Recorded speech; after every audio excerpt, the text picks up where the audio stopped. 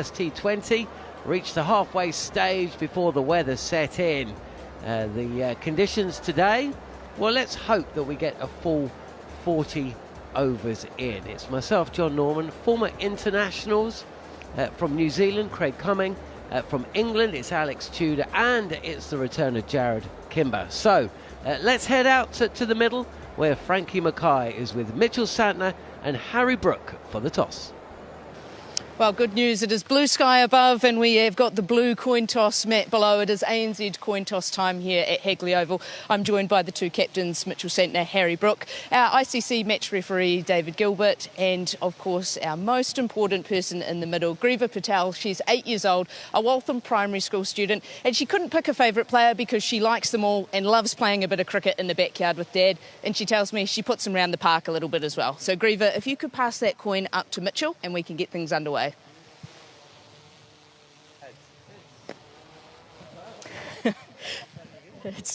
It's a repeat of Saturday night. Mitchell, you've won the toss. What are you going to do first tonight? We're going to have a bowl again. And is that just based on conditions or just following a bit of a blueprint that worked well on Saturday and look to do the same again today? Yeah, I guess the pitch looks a little bit drier, obviously a day yesterday, but again, I think it's if there is a little bit there, we'll try to exploit it to start. But yeah, if it's like that again, ideal, but if it's not, it might be more of a challenge. And captaining this group, you've got a wide variety of bowlers. Does that just make your job so easy? You've always got someone who can benefit from a match-up? Yeah, no, it's a nice thing to have, obviously. 7 bowlers. Yeah, I think, I guess with the wind, it's probably might be a bit of, mix and matching. I guess there's obviously a little bit of roll stuff as well. But yeah, obviously one end might be a bit of a challenge and the other end might be a little bit better to the bigger side.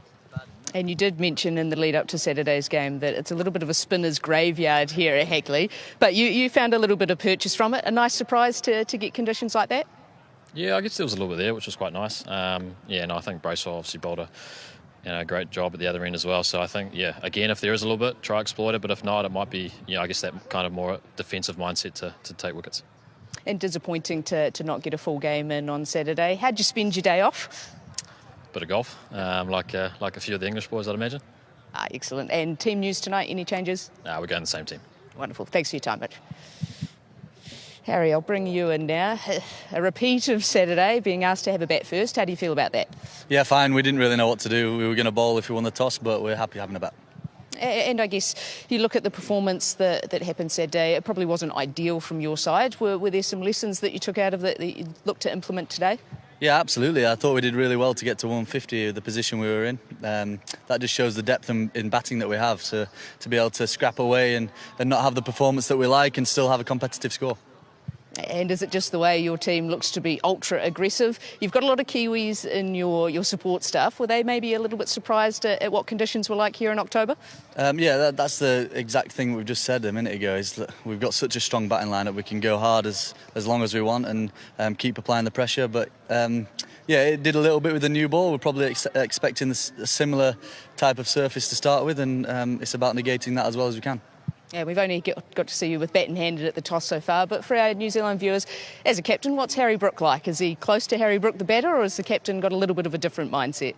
Nah, I'm always positive, always looking to try and change things up and make it as hard as I can for the batters out in the middle. And how about team news? Any changes for you today? No, same team. Wonderful. Thanks for your time, Harry. Good luck tonight. Well, it's an action replay from Saturday. New Zealand, they have won the toss and they've opted to have a bowl first. Big thanks to Frankie Mackay. OK, let's see if that has changed the odds at all. Time now for an odds update with William Hill. In the Zone on TalkSport 2 with William Hill. 18 plus, gambleaware.org. Ben Barrett is with us to give us the latest odds ahead of the game. Yeah, good morning. Copy and paste, isn't it, from the weekend in terms of team news, news from the toss, even the weather forecast, and also from the betting perspective as well. England are a shade of odds-on favourites here, 4-5 that England do get that first win of the series. New Zealand are even money in the outsiders there. Hearing Harry Brook talk about how we might need to find a little bit more from the top order, we've decided to boost the odds on Jos Buttler to be the top England run scorer at 3-1. If there is a little bit of rain around, getting a good start could could be key. In the rest of the betting, Phil Salt is 14-5. Harry Brook himself is 100-30. And Jacob Bethel, who come in at 3, is 9-2. Sam Curran, who top scored in that first T20 before the rain came, is a big price, 9-1 to repeat the feat. As for New Zealand, Rachin Ravindra will be key with the bat in hand. He's 100-30 to top the run scoring with the likes of Tim Seifert, a 5-2 shot. If there is a little bit of rain around, I thought the market for England total runs in the first 10 overs could be key. Over 86.5 is 6-5. Are England going to get on with it? Let's hope we get a full game in, because it could be a cracker. England, odds-on favourites to get the win. Big thanks to Ben there. That was an odds update. All thanks to William Hill. 18+, gambleaware.org. In the Zone on TalkSport 2 with William. In the UK, there are more than 3 million lost pensions. Let us help find yours. See you again, Craig. First things first, I suppose, well, obviously we're hoping for more action than we got in the first T20, but with New Zealand winning the toss again, New Zealand deciding to bowl first again, the conditions look great in Christchurch. It'll be a question to see whether they get as much out of the new ball as they did. And throughout that innings, actually, Sam Curran top scorer with 49, but he was dropped twice. At no point really, apart from a late blitz with Jacob Duffy going for a few in his last over, it was a T20 where the ball was dominating the bat. Do you expect the same thing to happen today? Well, you look at it, the pitch has been used. I've had a day yesterday and the sun was shining, so maybe the heavy roller was out, and you'd always expect day 3 pitch should be a little bit flatter. There was a lot of movement, like excessive movement, especially in that first couple of overs. So you'd expect it to do less. I was really surprised, actually, when I look back and you watched a bit of the highlights. I could see why England was satisfied, because they got to 153. When you look at how much the ball was doing in those early stages, New Zealand were really happy too. And I actually thought on those conditions you probably would like to maybe bowled England out or hold them back to maybe 140. But I think it's also knowing how powerful this England batting lineup is, that when you walk off at half-time and they've only got 153 on the board, you are satisfied. You look at this New Zealand order, I mean, they have got some experience, but everyone's probably batting a little bit higher than they have in the past. Seifert has been an opener, Ravindra back in there, but Robinson's very young, very new. Chapman's been very good at this stage, but he's been in and out of the side. Mitchell, we know what he can do, but again, Mitchell's been around that 6 and 7 role, and then Michael Brace was higher. So England will see an opportunity. I think they'll look forward to batting. It's sun shining, and it always plays nicely. We do know that there might be a bit of dew around, but I'm intrigued in how England will go. I think they'll be really aggressive at the top. I think they'll go hard, and you'll see them walking a lot at the New Zealand bowlers. Yeah, well, we certainly saw them walking a lot at the New Zealand bowlers in that first T20. Do New Zealand have a little bit of a problem with their fifth bowler?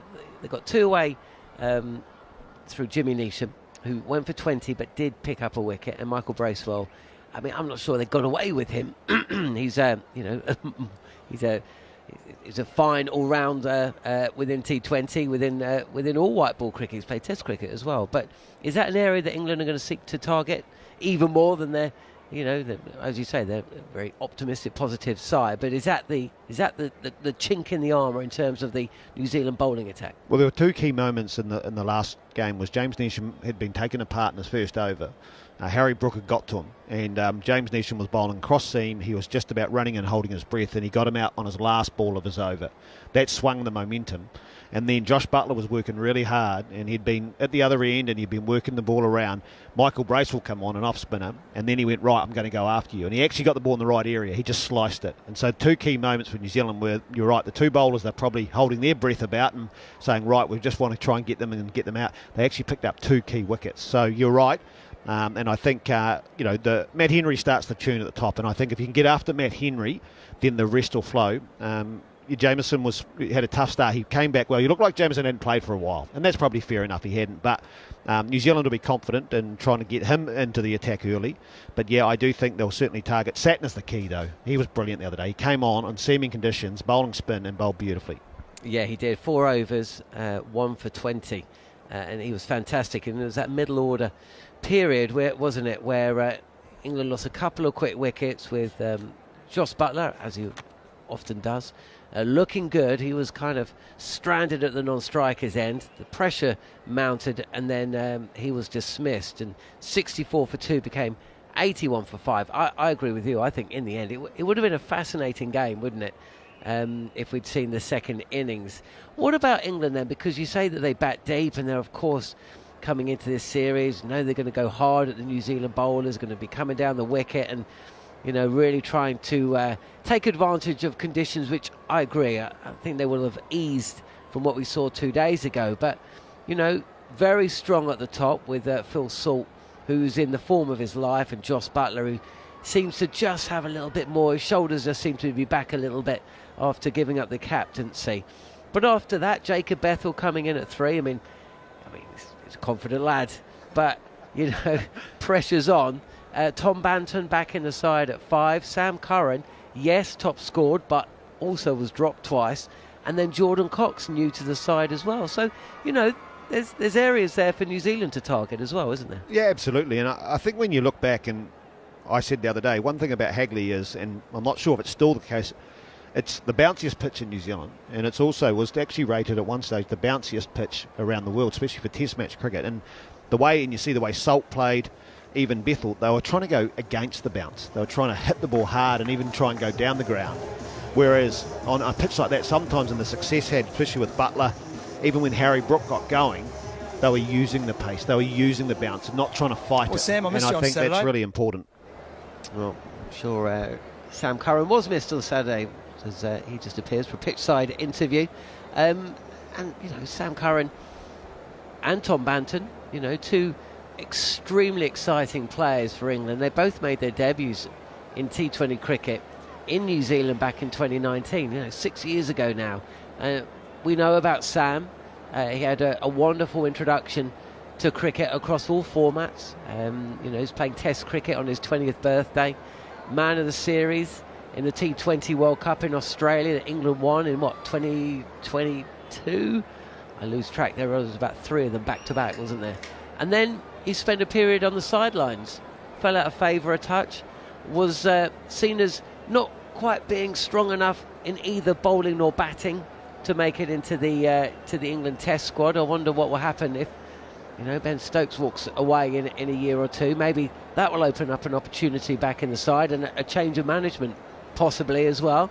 And then of course he fell out of favour in both 50 over and T20. Was a little bit outspoken about that. That might not have played to his advantage, but at the end of the day, England have been losing with him out the side.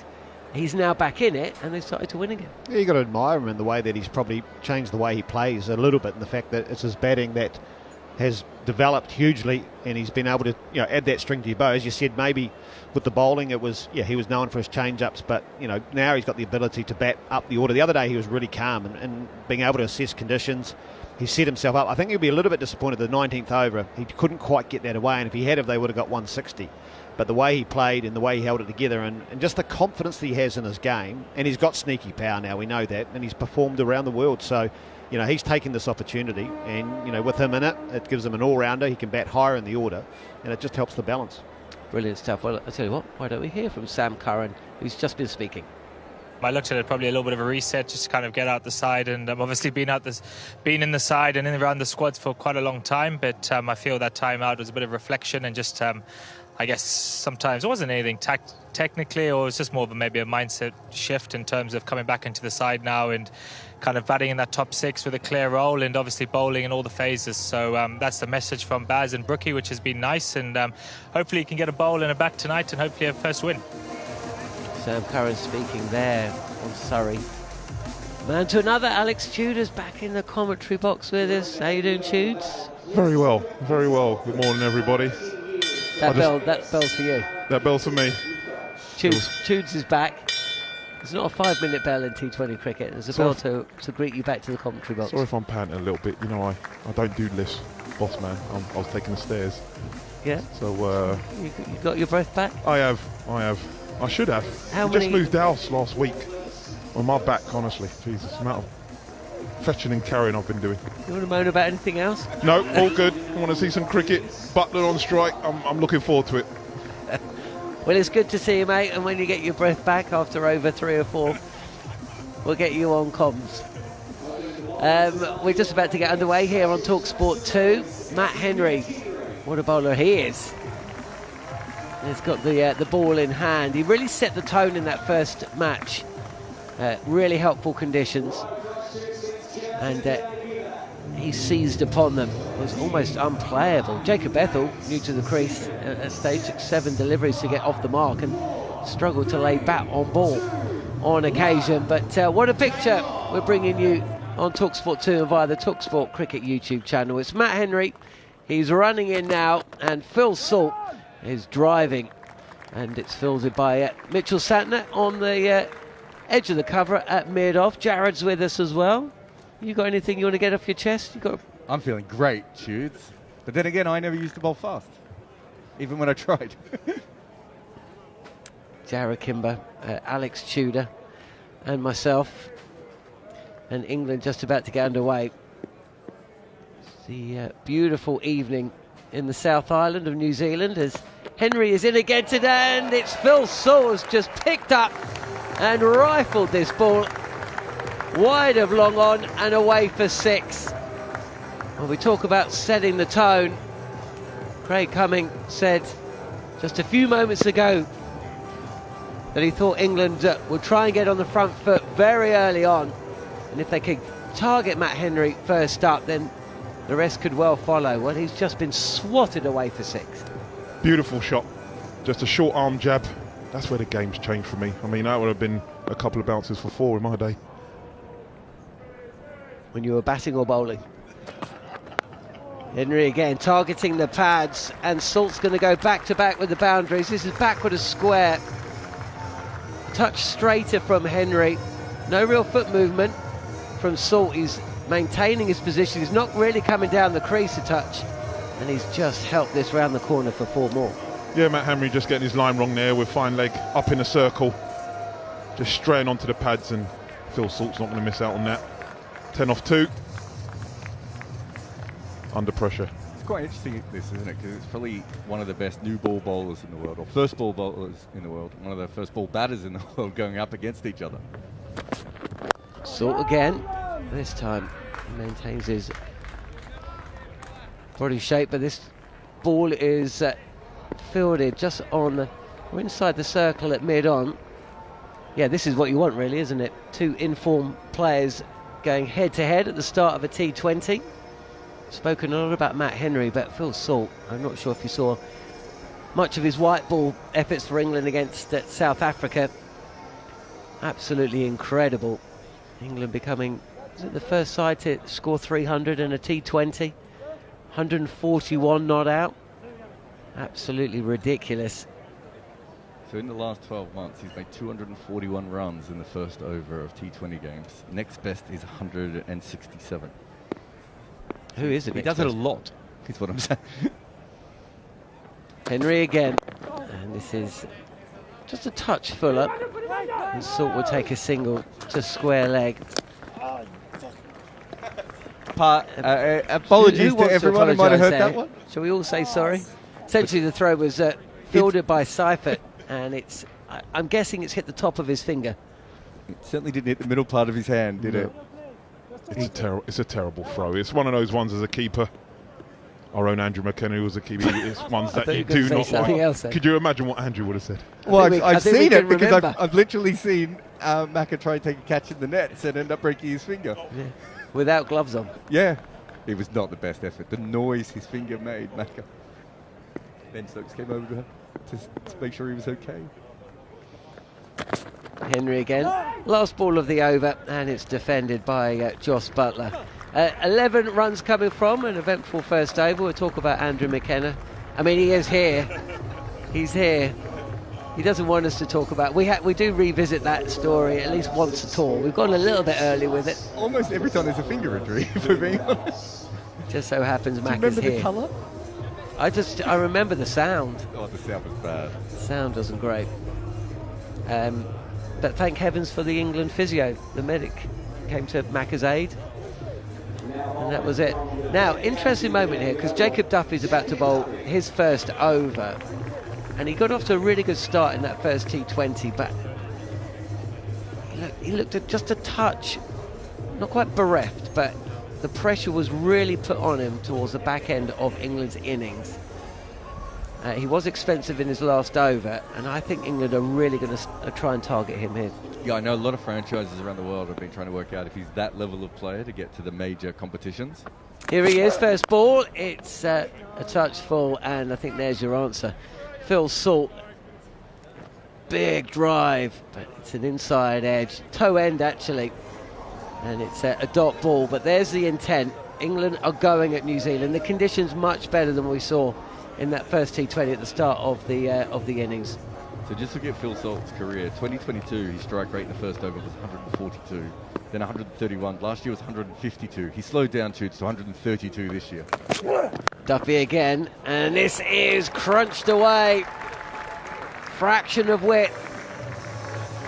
And Phil Salt, again, he's not trying to disrupt the line or length. He's not moving out of his crease. He's staying behind the crease, throwing his arms through this, and he smashes it into the turf. It bounces up and over Neesham, I think, at point, and away for 4. Yeah, the ball before, he was just trying to overhit it, and his bottom hand came in. That one, he just kept his shape beautifully. Short delivery, and Phil Salt's going to get away with this. He's got a boundary. He's tried to almost jab this on the pole. I'm not sure where it's come off, Tudes, but it's looped up over the wicketkeeper and away for 4. It's a mixture of arm and glove, I think. Yeah, you're right, and that's where it's frustrating in this format of the game. As a bowler, you would say he's done him there. He's rushed him. As you said, with the bounce and the pace, he's gone over the keeper and gone for 4 back-to-back boundaries. 8 runs coming from 3 deliveries. As Duffy is in again on the pads, clipped away. There's a fielder out at deep square. It's Tim Robinson in the shade, running in and firing the ball back to Tim Seifert, who collects cleanly this time. Phil Salt moves to 20. He's faced 9 of the 10 deliveries that we have brought you here on TalkSport 2 via the TalkSport Cricket YouTube channel. Jos Buttler yet to get off the mark. He's faced just 1 ball. 20 without loss if you're just waking up in the UK. And Duffy just trying to claw back this over. 2 boundaries from it already. 2 balls to go. And he's in right arm over the wicket. Driving on the up is Jos Buttler. Over pitched by Duffy. Just a fraction. And Buttler has just lent into that, lifted it over the infield and away for 4 more. Yeah, beautiful short. Short had the length that he was looking for. Just able to get up and underneath it. Again, not trying to overhit it, just keeping his shape beautifully. There's a little bit of shape from Duffy, just going with it. Beautiful hands up over extra cover. 4 runs again. It's gone for 13, 1 ball left. Yeah, it's a big problem for New Zealand because Duffy basically bowls up front, right? Like, he doesn't bowl. You look here, and he bowls about 60% of the time, almost more than that sometimes, in the power play. Last ball of the over. Down the track goes Buttler, is top edge. There's a fielder underneath, and Mitchell Santner has taken a comfortable catch. Duffy hits back at the end of what had been a painful and expensive over, but Butler's just been told to hang back. Oh, we're going to have a look at a no ball here. They're looking at 2 angles. 24 for 1 as it stands. You don't want that mistake, do you? Well, Duffy's put his hat on. He's like, that's not no ball, guys. Hat's on. First point of contact. Go forward. There. No, go back 1. That's first point of contact there. Yeah, I'll take whatever you've got. I think the best angle they might have might be for the wrong side here with the batter in the way. Pretty sure that's part of the footer. Oh, that looks like a no ball from that angle, but we are looking through Salt's legs, to be fair. His back foot contact is on line there, isn't it? Yeah, okay, I'll just have a quick check. I don't think he's behind the line, is he? I'm just checking stump cam, guys. Stand by. Oh. Well, yeah, thank you, mate. I'm ready to go back on. It's a fair delivery. Fair delivery, guys. Fair delivery. Thank you. From the stump cam, it looks less clear cut. Essentially, what you normally have is a camera from point and one from square leg. You can look at both sides. And why don't we have... I'm not sure why we don't have a camera at both sides for this match, because but essentially they've got a stump mic and one side on camera. Yeah, because basically what we had there was like, I don't know, some sort of David Lynch-style camera work instead of just having the security camera from the side. It's like, can we see through his legs? Can we see from the stump mic, which has already warped the stump mic anyway? Like it's not even a proper camera. I think he probably got away with one there, but to be fair, that was terrible. Terrible ability to be able to have a look at that. And look, Butler came down. I think they decided that Duffy has to go. I was saying that I think they knew he bowls a lot in the power play. He swings it around a little bit, and he's tall and everything, but I think they thought they already got 3 boundaries, got an extra boundary there, and they were in all sorts. But it was a dirty slog, wasn't it, Toots? Yeah, his bat just turned in his hands, doesn't it? It's a sort of loose grip. But he's on the move as well. Like, he wanted to hoik it to the leg side, but he was running down the wicket, so he probably wasn't as still as he wanted to be. But as you rightly said, I think that decision had been made where they felt that Duffy had to go last ball of the over. He just bowls that length, doesn't he? With his height. And for batters now, it's sort of easy for them to get after. Henry it is, and Phil Salt plays with a straight blade, just runs the ball down to point, no run.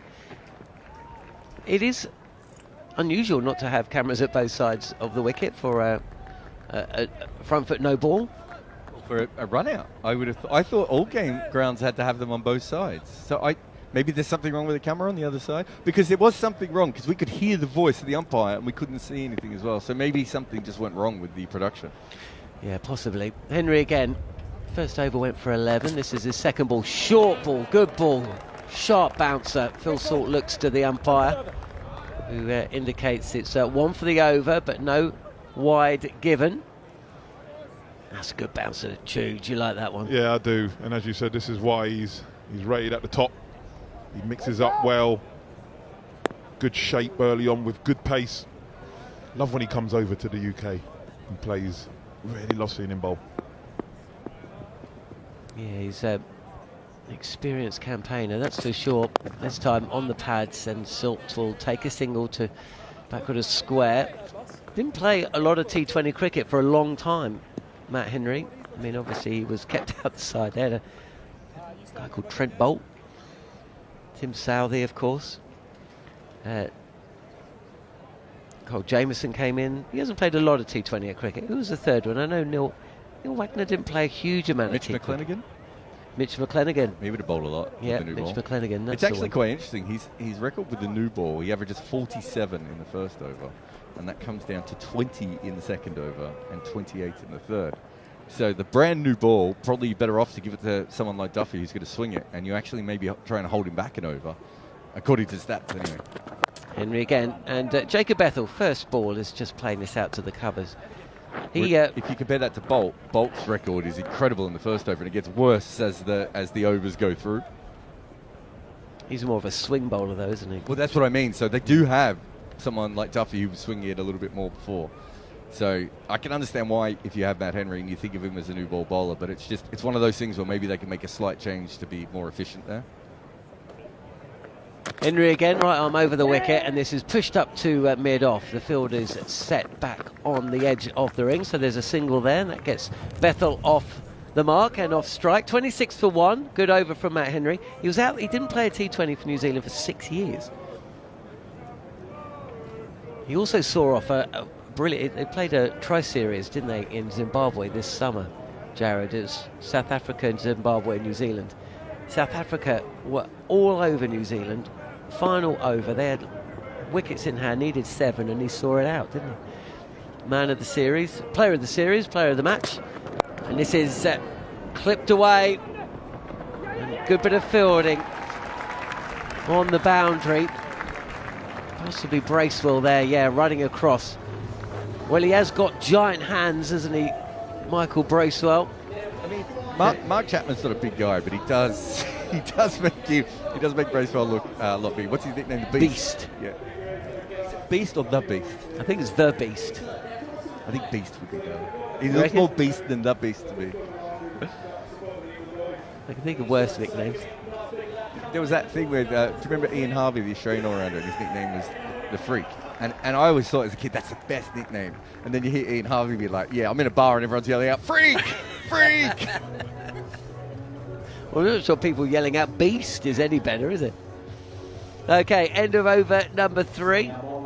28 for 1 then England. New Zealand winning the toss. And for the second match at Hagley Oval, deciding to bowl first. Jacob Duffy picking up the wicket of Jos Buttler at the end of what had been, until that point, an expensive over. That means Phil Salt, 23 not out, and Jacob Bethel, who has just one to his name, facing Cole Jamieson's first delivery. And it's pulled away for a single. No great timing there from Bethel. He seemed to be trying to overhit the ball a touch in the first T20. The ball was zipping around. I mean, batters were being beaten past the outside. Oh, he's nearly taken out the square leg umpire there. Was square leg looking when that ball was bowled? It looked like they were looking in a different direction, and then suddenly it was hit and they ducked. It might have just been the way the sun was, and so they were trying to, like, because it's very, I mean, we've seen half the players put their hands over their eyes already. It's very low on the horizon. Really low on the one side, isn't it? Jamieson again, and he's not giving any width here to Phil Salt, targeting the pads. Robinson running in, and and that's the low throw into the sun again there. Yeah, essentially the ball has been fired in on the bounce, and Seifert is saying, I cannot see, the sun's behind you, and he's just let the ball go past him. So it's just as well someone was backing up, otherwise that would have zipped away. 30 for 1 then. Good morning to all of our listeners on TalkSport 2. It's another beautiful picture that we're bringing you from Christchurch as the sun starts to set on a beautiful spring afternoon in New Zealand on the South Island, as Jacob Bethel up on his toes, pushing this out to the fielder at extra cover, who comes in, and it's another single, and this is a decent start to Cole Jamieson's over. Yeah, really good. What you can't do in this format of the game is give width. So he's just keeping everything nice and tight with his height, back of a length, hitting the splice of the bat. So saying to the batters, listen, you're the ones that are going to have to give yourself room and make use of with only two fielders out at a circle at the stage. Here's Jamieson. Just took a little bit of pace off the ball there. Fielder running in, and that's a good bit of running. Only looked like there was one, but Phil saw two, and two is been added to his score. He moves to 26. Jacob Bethel 3 not out, and England 33 for 1. And that's what's impressive about Phil Salt now. You know, yes, he's in there to hit boundaries, but he does run very, very quickly between the sticks. For any young budding cricketer, it's not all about the boundaries. Got to be able to rotate strike, but also run your singles and your twos and threes very, very quickly. Put the bowler under pressure. I think the bowlers are going to be under pressure more today than they were in the first T20. Jamieson, short delivery, swing and a miss from Phil Salt. That's another good surprising bouncer. Game 1 in the first T20, New Zealand bowlers made England play a miss 16 times. So it's almost once an over. There are a couple of drops in there. Today, though, just seems, and the scoring, 29 for 1 England after 4 overs in that first T20. They've gone past that, but just been dragged back a touch. It was an expensive first couple. And Jamieson get out this over. Well, it's on the pads, it's full, it's clipped away. And that's a poor ball to end what had, until that point, been a pretty decent over. 37 for 1 at the end of 4 then. Phil Salt moves to 30. Like a leg cutter or something he was trying to bowl, and it just floated out. On like he set up a really good over there. Let's just have a look at his fingers. Yeah, he's tried the leg cutter, and it's, I mean, he's done well to hit that, Phil Salt, because the slow ball that pitches a foot outside leg stump, sometimes you just miss that, don't you? But it was a horrendous bit of bowling. It just didn't come out right. It looked like some of the Women's World Cup when they've been trying to bowl slow balls with the wet ball, and you're just like, stop trying to do that, please. How many times has that happened though, when you're bowling bowl good 5 deliveries, and then that last delivery you do something different? Just keep doing what you're doing. And it strays in line, and as you say, with the fine leg up, you don't want to be on the batter's pads. Easy shot really for Phil Salt in the form he's on. Moves to 30 from 17 balls. And Jacob Duffy is back to bowl his second over. In now. Oh, it's not a good ball. A little bit of a drag down. far too leg side. There's a fielder at short fine. It's got about a metre to his left, and as soon as that's happened, it's away to the boundary for 4. It's another slow ball, and it's another one outside leg stop. They've just bowled them back to back. This one was the off cutter rather than the leg cutter. And you've got two of the more accurate bowlers in this side just absolutely gifting boundaries for no reason and allowing, they build a little bit of pressure back up and it's just completely gone. Jacob Bethel moves to legs. Oh, it's not quite working for Jacob Duffy here. Has he not released the ball? He's kept hold of the ball there. That's a slight concern. His body language isn't great. It's early on in an innings. Let's just watch this again. He's in his delivery stride, full delivery stride, just not let go of the ball. He was going to bowl a cutter, wasn't he? And that's all we know. He had the grip. Here he is again. This time Bethel stays where he is. There's a top edge pull, and it's been put down by Seifert behind the stumps. He's completely lost track of where the ball has gone. He's actually overrun it, and then despairingly tried to get back to catch it one-handed and put it down. Yeah, that's one you wouldn't want to see on the big screen. It's just gone straight up in the air. It's mostly Rude around. He's trying to set himself, and he's had to go back. Oh, yeah, he's gone with a one hand. It's hit him in his sort of palm. Punched it and then into just his bounced face, out. didn't he? Yeah. Like it's ended up hitting him in the head. He's got that wrong. Just Duffy again, full, driven, straight to Matt Henry, I think, at mid-off, who misfields. I mean, this is not a good ground for fielding if this match, the last match played here, and the test match that was played here in December is anything to go by. And Jacob Duffy can't say too much because he did something very, very similar from his own bowling in that first T20. They're showing the flags at the moment as if to say it's windy, but the flags don't show that much wind. Duffy again, short again, and a little look to the umpire once again, indicates he's happy with his delivery. 43 for 1. Jacob Bethel 8 not out. He's been put down by Tim Seifert behind the stumps. I only just realised how much Tim Seifert looks like Neil Wagner. And Phil Salt is 31. Neil Wagner will be part of the TalkSport 2 commentary team from the first ODI. This gets underway next weekend, or this weekend.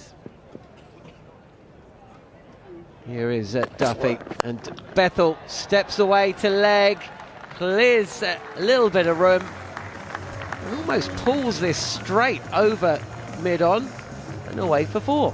Yeah, good shot. Just giving himself a little bit of room, just moved ever so slightly towards leg side. Jacob Duffy said, yep, I'll follow you.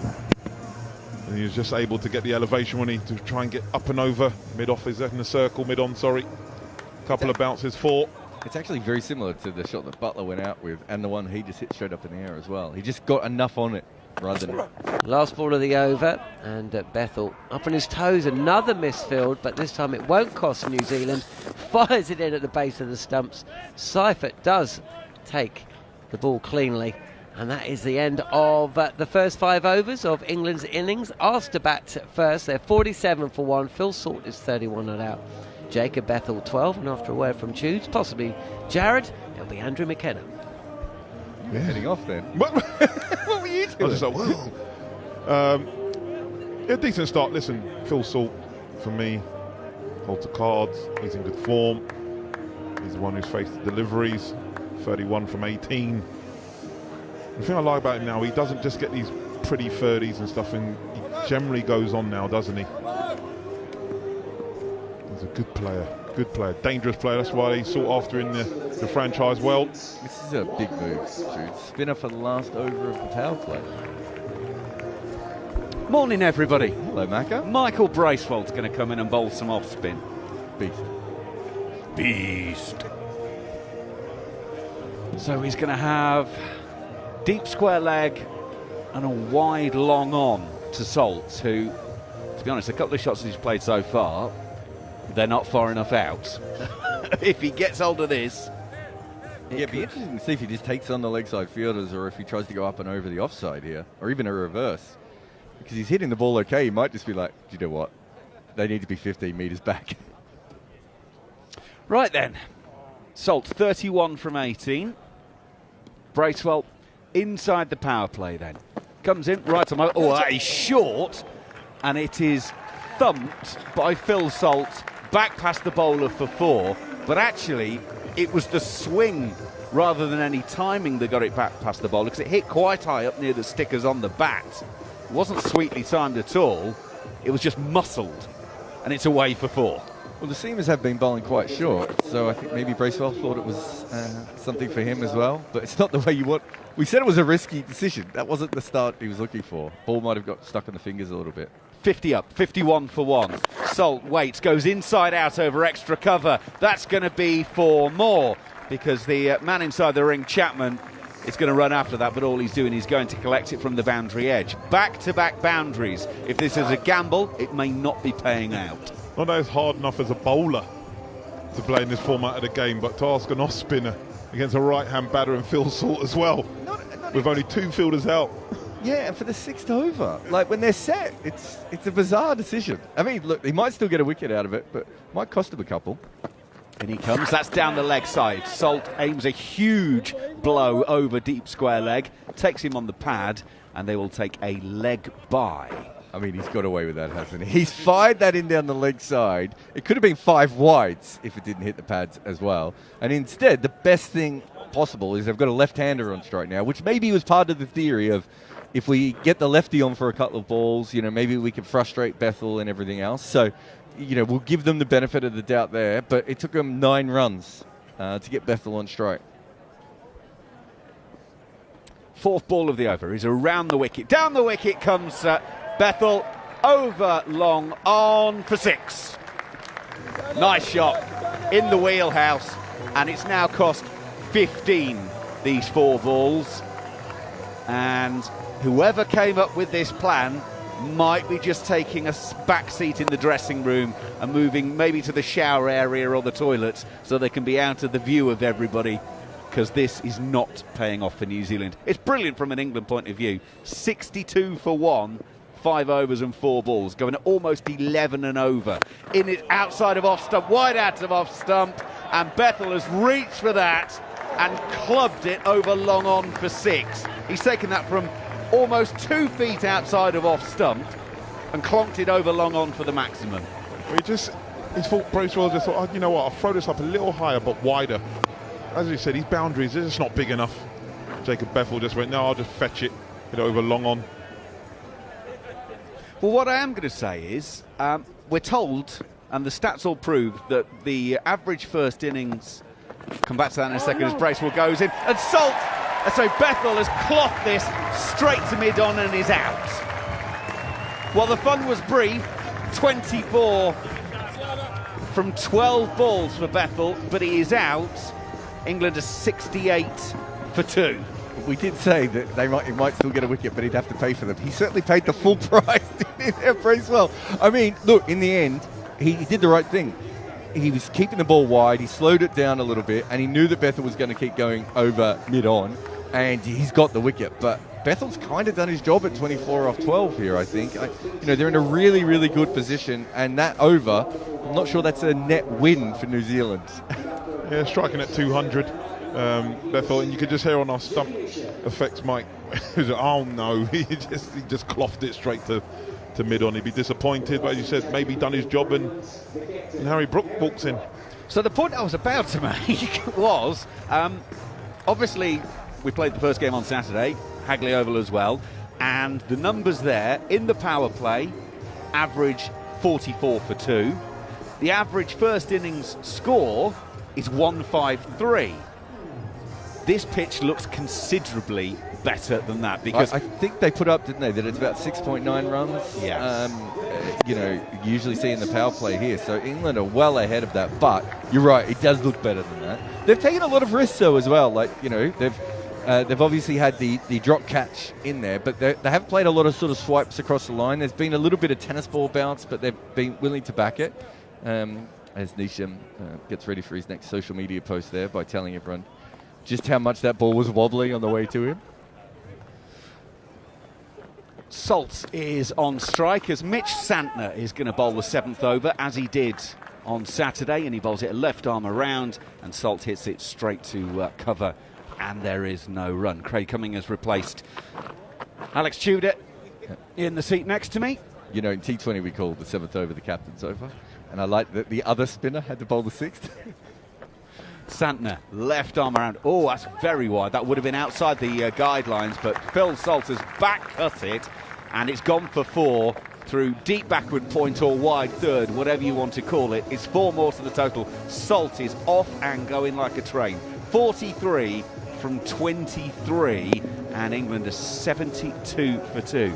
Craig, what a difference a couple of days makes for Phil Salt. Yeah, you can tell by the first over the bounce wasn't as steep, and there was just no real swing involved, and they went hard, and Santner there just missed on line, way too wide. He does like to hang it outside off stump. In he goes again, hangs it out there again. This time Salt, though, doesn't get any timing. It's out to cover, and there's no run. 72 for 2.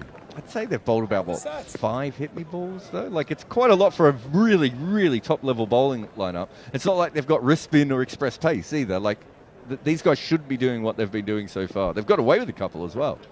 Santner in, bowls left arm around.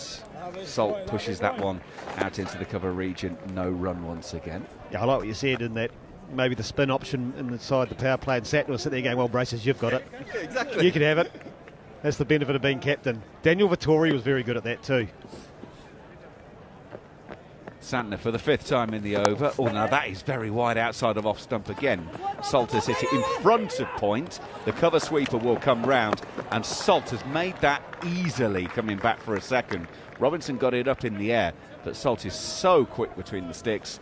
It's a comfortable 2. He goes to 45, England 74 for 2. Don't know what Brooke was thinking there. Salt always wanted 2. Brooke wasn't really running very hard. Didn't want it. And Salt was like, it's an easy second run there. I'll tell you what, I think Harry Brooke fancies practicing his cut shot. Well, maybe. Yeah, get going against spin. So they completely over Santner. Was that one a back of the hand, or there's something looked a little bit different on that occasion? That was a bit more loopy. Finishes the over being driven out to deep cover. Santner's first over goes for 7. England are 75 for 2 here on TalkSport 2 and the TalkSport Cricket YouTube channel. Harry Brooke yet to face. Phil Salt 46 from 27. So now they've got the 2 right-handers out there. Do they try more off spin, or do they use Neesham here? Like, what's the plan at the moment? Well, Neesham's up there. You've also got Jameson as well, who can come back. Jameson last week in last game, and he did it this one. It's just about doesn't have the confidence to run in and hit the pitch, and he gets to the slow ball. He bowled 2 in his first over, but they're going with the off spin. Get a wicket, have another over. Yeah, well, why not? Ignore what happened on the other 5 balls. 20 in his first over, but has that important wicket of Bethel. Over the wicket he goes. Oh, fires that one. It would have gone down the leg side, but it thunders into Phil Salt's pads, and there is no run. It's definitely a case of trying to get the ball into the pitch, isn't it? He's trying to really dart it in hard, and then his option is the slow one. Comes in past the umpires, flat again. Salt gets inside the line of the ball, hits to extra cover, and will take a single. Yeah, it's that. I think Glenn Maxwell was one of the first spinners I saw do this, where literally just trying to hit almost the inner thigh pad, and especially even if you give yourself room, he'll follow it more. The problem is if you have a player it's fine with Salt, because Salt will back away, try and give himself room. It's when a player gets inside that, and they can use that pace against you. But I mean, he's got 2 right-handers. He might try something different with Brooke. Sometimes you can toss one up outside Brooke's eye. Bracewell goes in. That one is a little bit straighter. Brooke goes across his stumps, turns it through square leg, and they will come back for a couple. So Harry Brooke is up and running with a couple. It was 10k slower though, even though when you look at the pace, so you're right. But you can certainly see you're right with an off spinner. If you get caught on the deep big wicket boundary, it's as good as knocking over off stump. And you can see Bracewell here. I think he will look to change his pace and go slower. I think against Brooke, especially early on, if you can change your pace and hang the ball outside his off stump, he'll sometimes run past it. Brooke goes down on one knee, tries to play the sweep. It goes through to the keeper's side foot, and Brooke almost gets in a tangle. Looks at the umpire and says, "Are you calling that wide?" And he said, "No." Didn't get a little glove on that, or there was a little touch on something there. I heard the noise on the stump mic as we heard the replay there.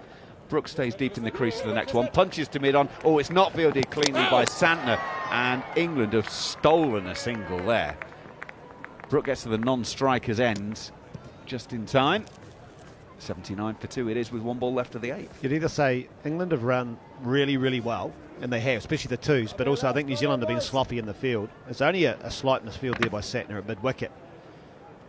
Brook looks like he's warmed up now. He's got the hammies going. Well, I think you're right. I think we've seen a drop catch. We've seen some bad throws coming in. We've seen that's the second or third fumble as well. Maybe once when they were on their heels a little bit. They haven't quite looked on it yet, New Zealand. Bracewell into Salt, stays in the crease, turns through straight mid-wicket. Will take a single out to Robinson coming off of the boundary. 8 in the book. Salt goes to 48 from 30 balls. England 80 for 2 after 8. You're listening to TalkSport 2 and watching on the TalkSport Cricket YouTube channel. Good morning to you in the UK. Butler 4, Bethel 24. The men dismissed so far.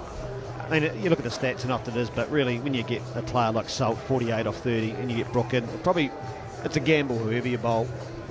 The likelihood is that Bracewell did well. He showed his courage and got that wicket, but that's a good over. It's been 2 good back-to-back overs for New Zealand.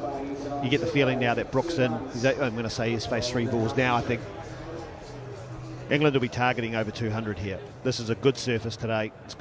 Doesn't have the same bounce. It doesn't have the same hold that it had. In the old day, or a few years ago, I think Mark Chapman might have gotten over here with the 2 right-handers, but I don't know if he bowls at all anymore. He seems to have spent more of his time fishing these days than bowling. Good morning to the listeners on TalkSport who join us on TalkSport 2 and the TalkSport Cricket YouTube channel. You join us as Mitch Santner starts the 9th over, well wide of off stump on this occasion to Phil Salt.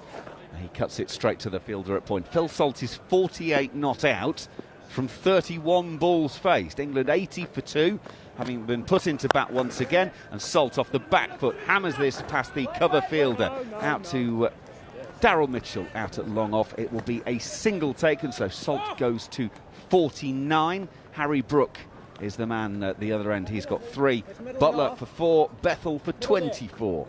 The men dismissed so far. I've got Jared Kimber, our TalkSport analyst, and Craig Cumming, the former New Zealand international batter, alongside myself, Andrew McKenna, on the commentary at the moment. If he's just going to bowl this wide outside every ball to right-handers, surely they just turn around and whack it over the 2 fielders? You think so. It's certainly an option to Salt.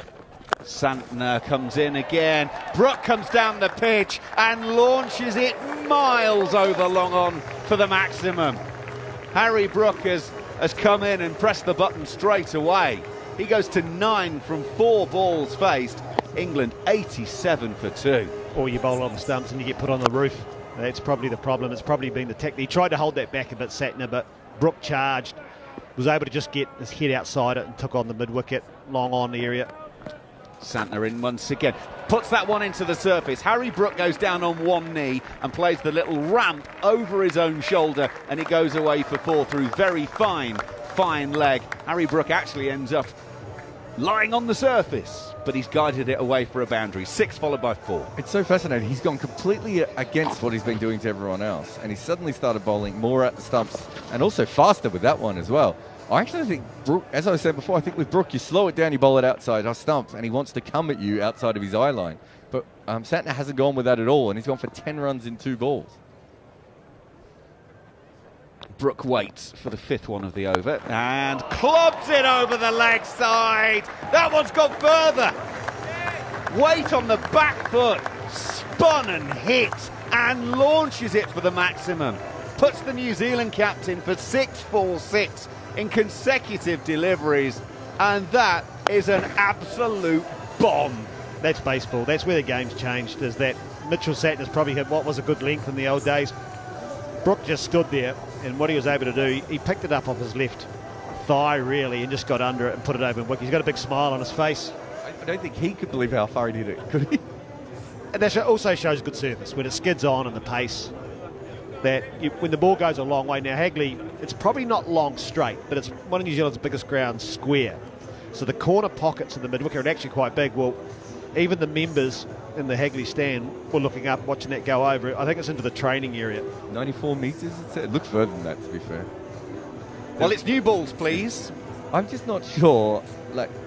I'm not sure that they've got their tactics right here to Brook. And I think at the moment, we've now seen him try 2 quicker balls into the wicket, and Brook has hit him in 2 different directions with them, and he went straight. I just think you need to take the pace off, keep it wide, and try and drag him in. I'm almost longing for the balls he was getting cut for before. Final ball of the over then. Santner in. Back of the hands, that one, outside of off stump. Brook will put it through square point. Fielder coming off the boundary. Robinson gets it in the air. They will take a couple. 9 overs are done. If you want to stay with the cricket, well then TalkSport 2 or the TalkSport Cricket YouTube channel. After 9 overs, England 99 for 2. I don't know what Robinson's relationship is with Cyprus, but after today, it's not good. I mean, he's just everything he's done has just been wrong, right? So I've spent half the day just having to go at him. I like those, because we don't have Glenn Phillips, right? So normally you have Glenn Phillips, and so you don't look at any other fielders. That's the only person worth looking at. But now we've got this lovely little relationship between the keeper and the outfielder, and he has not thrown a single ball in the right area. Bracewell's on again, so he's gone for 1 for 25 off 2. So I reckon this is a chance to get a seamer back on and try something different, maybe something else. When was the last time an off-spinner bowled 3 overs in a row?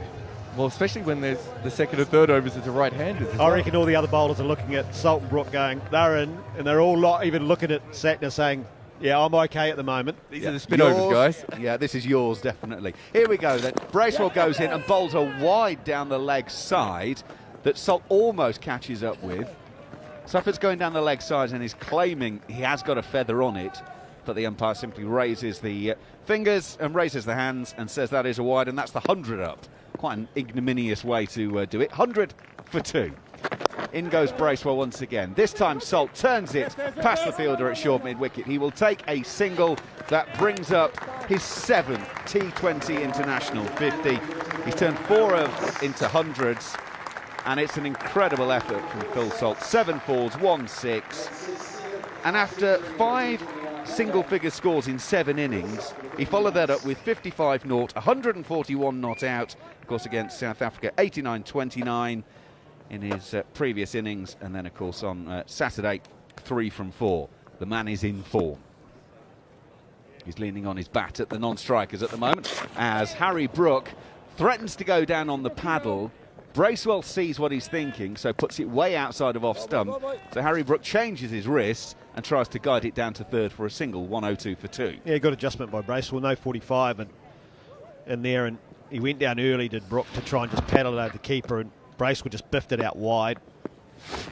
So at the moment, Bracewell's certainly standing up to the occasion.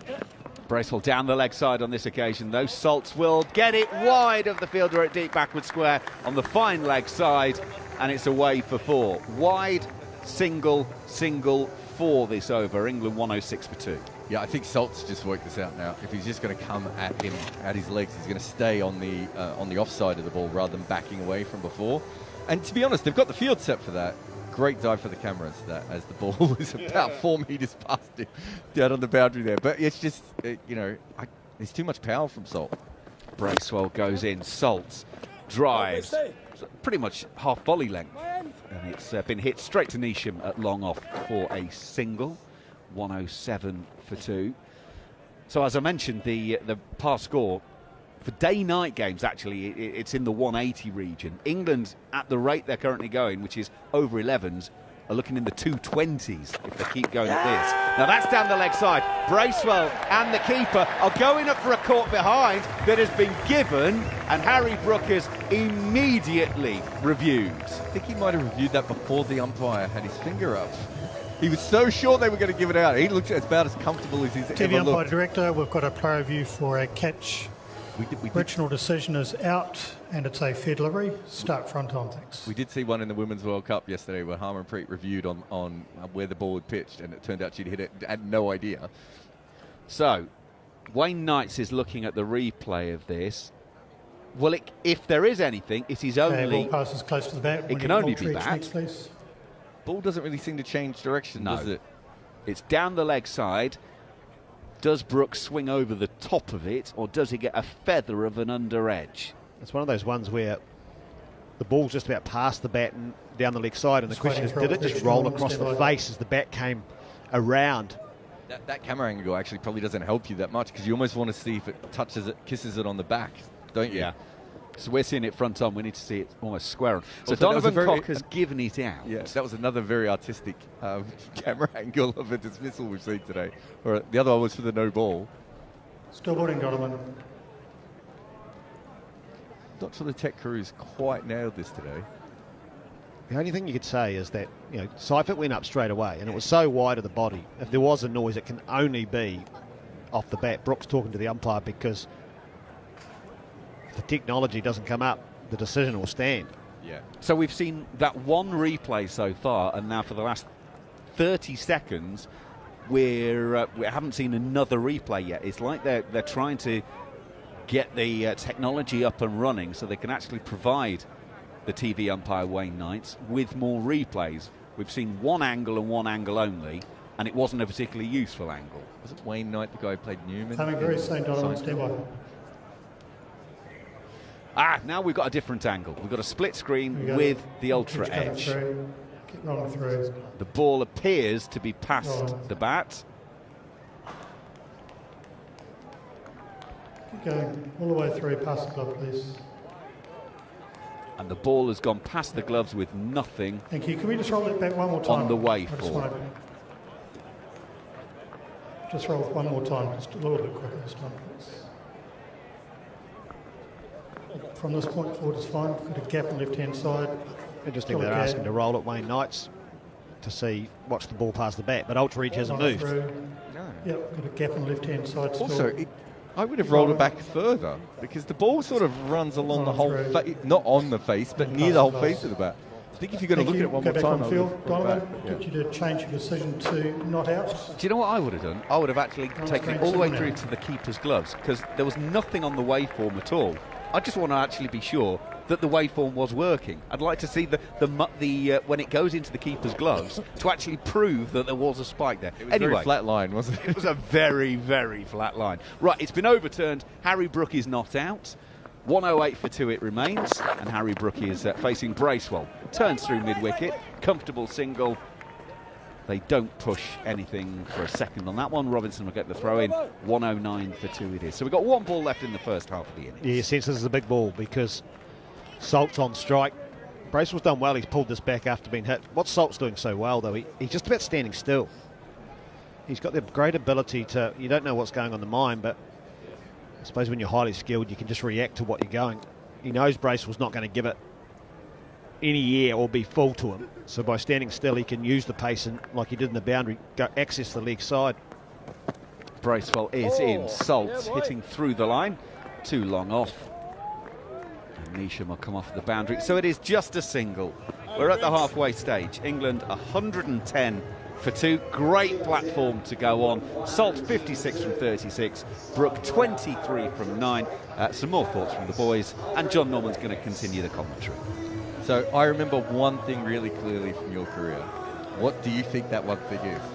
Oh, I'm glad you remember one thing because most people don't remember anything. I dare say it's the one thing. Well, there's 2 things reasonably known for. One, I got hit in the head by Dale Steyn and ended up with 7 plates in my face. But the other one, I faced Brett Lee at 160.7 Ks. I remember that one. It was the Dale Steyn one. I remember because I wrote an article on it at the time, and it's still one of the most vicious bounces I think I've ever seen.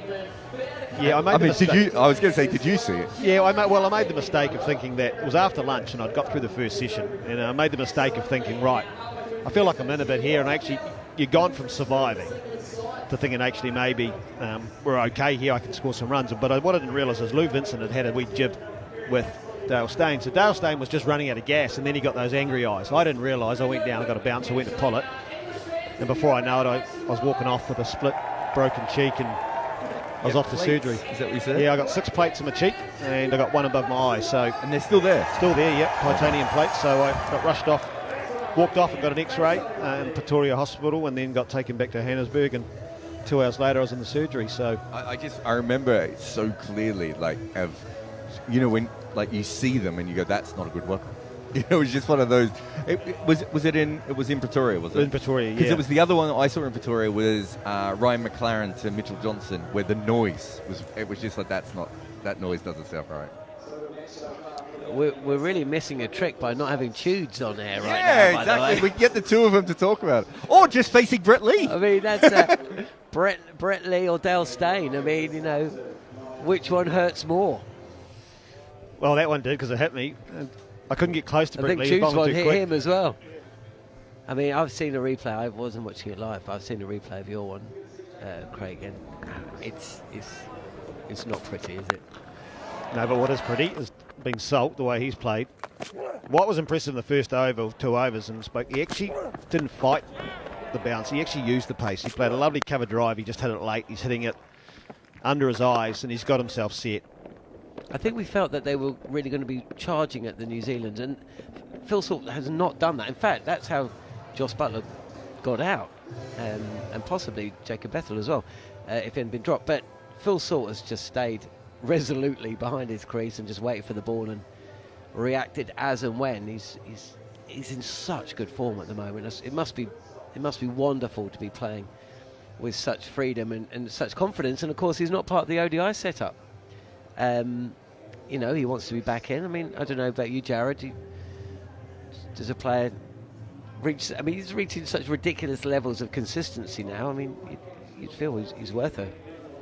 It's not even a pun, isn't it? He's doing enough to get back into that side. Yeah, I think he's a big chance of coming back in, isn't it? I think also they get him to play so hard in T20 cricket that he doesn't always look like an ODI cricketer, but he actually has that middle gear as well. It's just he doesn't always need it in this format. 110 for 2 then England. Start of the 11th over. It's going to be bowled by Kyle Jamieson. It's a full delivery, and it's dug out by Phil Salt for a single. The next 50 over World Cup, Jared, is in South Africa. You'd think that they would be pitches that would suit someone like Phil Salt. Well, he doesn't, like when you watch him play, he's not reckless. And today he's actually played beautifully. He's been controlled, as much as you could say controlled when you got 57 off 37, but it's been just good cricket shots. He had that one, the first one off Henry, picked up for 6, and that got the momentum. But other than that, he's just played, and what he does really well is he just doesn't have many dot balls. Now you think about one-day cricket, more balls you score off, that takes the risk down.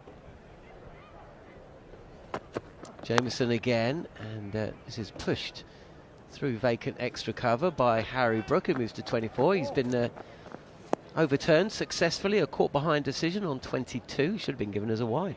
You've got a good one here. Gary sent through. Craig asked the last time an off-spinner bowled 3 consecutive overs in a T20 innings. It was Taranjeet Singh in Romania versus Austria yesterday. You weren't following that one? No, sorry. He switched it off just before Singh came on. I was in the big smoke of London. I was walking around, and I was going to catch up with that game today. Yeah. Here is Jamieson again, and Phil Salt has driven 1 bounce 4, over pitched. And Phil Salt is not going to miss out there. 61 from 38. And they move to 116 for 2. It's a beautiful strike, but he's bowling cross seam, and he's just floated that up outside off stump. I'm not really sure what the idea of bowling cross seam that full is anyway. And then wide, like maybe he was going for the wide Yorker and he missed it, but it didn't even look like that. Well, he's got a deep point and a deep extra cover, so it's a very different field. So again, Salt's made the assumption, well, he's going to bowl outside off because I can tell by the field, and Jamieson in the last game showed their tendency to wanting to go full. Jamieson again. It's a full bunger on the pads actually, and Salt takes a single to mid-wicket. He moves to 62, gets off strike. Harry Brook 24 not out. England 117 for 2. This might be one for Tudes, but you're a coach as well. You can help me here. It doesn't look like he's getting through his action all the time. No, even the other day, again, he's coming back from 2 major surgeries and on his back, but this is the game. Like, he's actually, all his success came in Test cricket, and he's very much learning this game. And in one-day cricket, he can get the ball, hit the pitch, he can move it around, more suited to. So, yeah, it does look like it. He wants to go to the slow ball all the time. When you're nearly 7 foot, the skill that he has is the bounce. But you're right, it just looks like at the moment he doesn't want to let it go. Jameson again, short delivery, and Harry Brook moves across to the offside and tries to flick this over his shoulder down to the boundary at fine leg, but doesn't quite get enough on the ball. It's fielded at short fine. It's just a single, 118 for 2. His record in T20 doesn't stand up next to his Test and ODI record, does it? It's the economy that really stands out. And over 9s coming into this series. He did, though, once take 6 for 7 in a domestic. Were you there? I commentated that game, yeah. Yep. Canterbury versus Auckland. At Eden Park Outer Oval too, which is a tiny ground. But what happens is that pitch actually has bounce. But yeah, no, it was unbelievable. His early T20 career was really, really good. And then he didn't play a lot for a while because of injuries, and he came back as a test player. Phil Salt 62 not out. Good shot. Bouncer there by Jameson. There's an attempted pull from Salt, who can't believe that hasn't been given as a wide. And they have been very generous to the bowlers, haven't they, in this innings so far? So when he bowled the back of the length last ball and he bowled a bouncer there, both times you see he get all the way past his left hip. If you look at the full toss he bowls before and the slow balls, he's not even getting close to his left hip. And if you think about Jameson, there's all these great photos because he's so tall and he's got the blonde hair of him like fully extending his body through. And he's just not doing it. And as you said, it might just be coming back from injury. It might be that he doesn't feel the slow ball coming out right. We're seeing another seamer now, Jimmy Neesham, coming on to bowl. This is a big moment, really. James Neesham. No, I call him a reluctant bowler. He does do a job, but probably if his bowling had been more consistent throughout his career, he probably would have had a lot more success. He's played 88 matches, got an average of 23, economy an 8.9. Now, that's not bad as a change bowler. No, he gets wickets, doesn't he? He just goes for a lot of runs. It's funny, he was the most expensive bowler in the power play for years, and I put a tweet out and he was saying, maybe I shouldn't be bowling in the power play. And I think it was that reluctant bowler that you're talking about there. Here is Neesham, he's in, this is a length delivery, and Harry Brook has just eased this away. Over point, and reaches the boundary. And Neesham, I'm not sure of the speed of that ball, but Harry Brook just seems to have so much time to play that shot. It was 115 K's leg cutter that was short wide outside of stump. I'm not sure what the plan was. Just looking at his face, I don't think that was exactly what he was looking at doing. But to be fair, Brook did pretty well to hit that as hard as he did back with a point. Neesham in again, and Brook is going to take a single. There's a shot that stumps at the strikers. Seifert collects the ball. And I think that the non-striker batter, Phil Salt, would have been home anyway. 123 for 2. That was even slower. That was 100 Ks. That was almost a leg spinner. He put so many revs on it. So the New Zealand spinners are bowling quicker and quicker, and the seam bowlers are bowling slower and slower. It's like they've had two different team meetings here. Just going back to that Jameson point you were making, he has only played 2 T20s since June, including that one against England 2 days ago. So that may give some indication. He just hasn't bowled a lot either, has he? No, he hasn't bowled a great deal, no. He played in the IPL a few games, and he's played one game against Australia, one against England, so maybe there's something in that. Short from Neesham, and this is expertly played by Phil Salt. Just rides the bounce, really. Again, no indication he's going to come out of his crease. He waits for the ball and then just guides this up over vacant slip cordon and away for a one bounce 4. That's just skill. He just shuffled down a little bit. Neesham went into the pitch, and then the ability just to react and just help it on its way up and over where maybe third slip would be. And that's we're talking about playing 50 over cricket. I mean, that's just genuine skill. That's not brute force. It's the ability just to be able to react. Neesham again on the pads. This time one hand off the bat. Phil Salt takes a single to square leg. 128 for 2. Also, I think what Neesham was trying to do there is pretend he was going to bowl the slow ball and then bowl at full pace. And if that's the case, I think he took Salt by surprise a little bit, and Salt still had enough time to just be like, well bowled, sir. I'll just pick up another boundary. And we just saw Rachin Ravindra field the ball, and whether he might have been an option. Well, it's got worse for Neesham now. He's just bowled a no ball. So he's gone for 10 off 4, now a free hit. Harry Brook, he'll be licking his lips. Well, we talked about the couple of overs that New Zealand needed to get away, thanks to Jimmy Neesham. Free hit coming up, 130 for 2 England.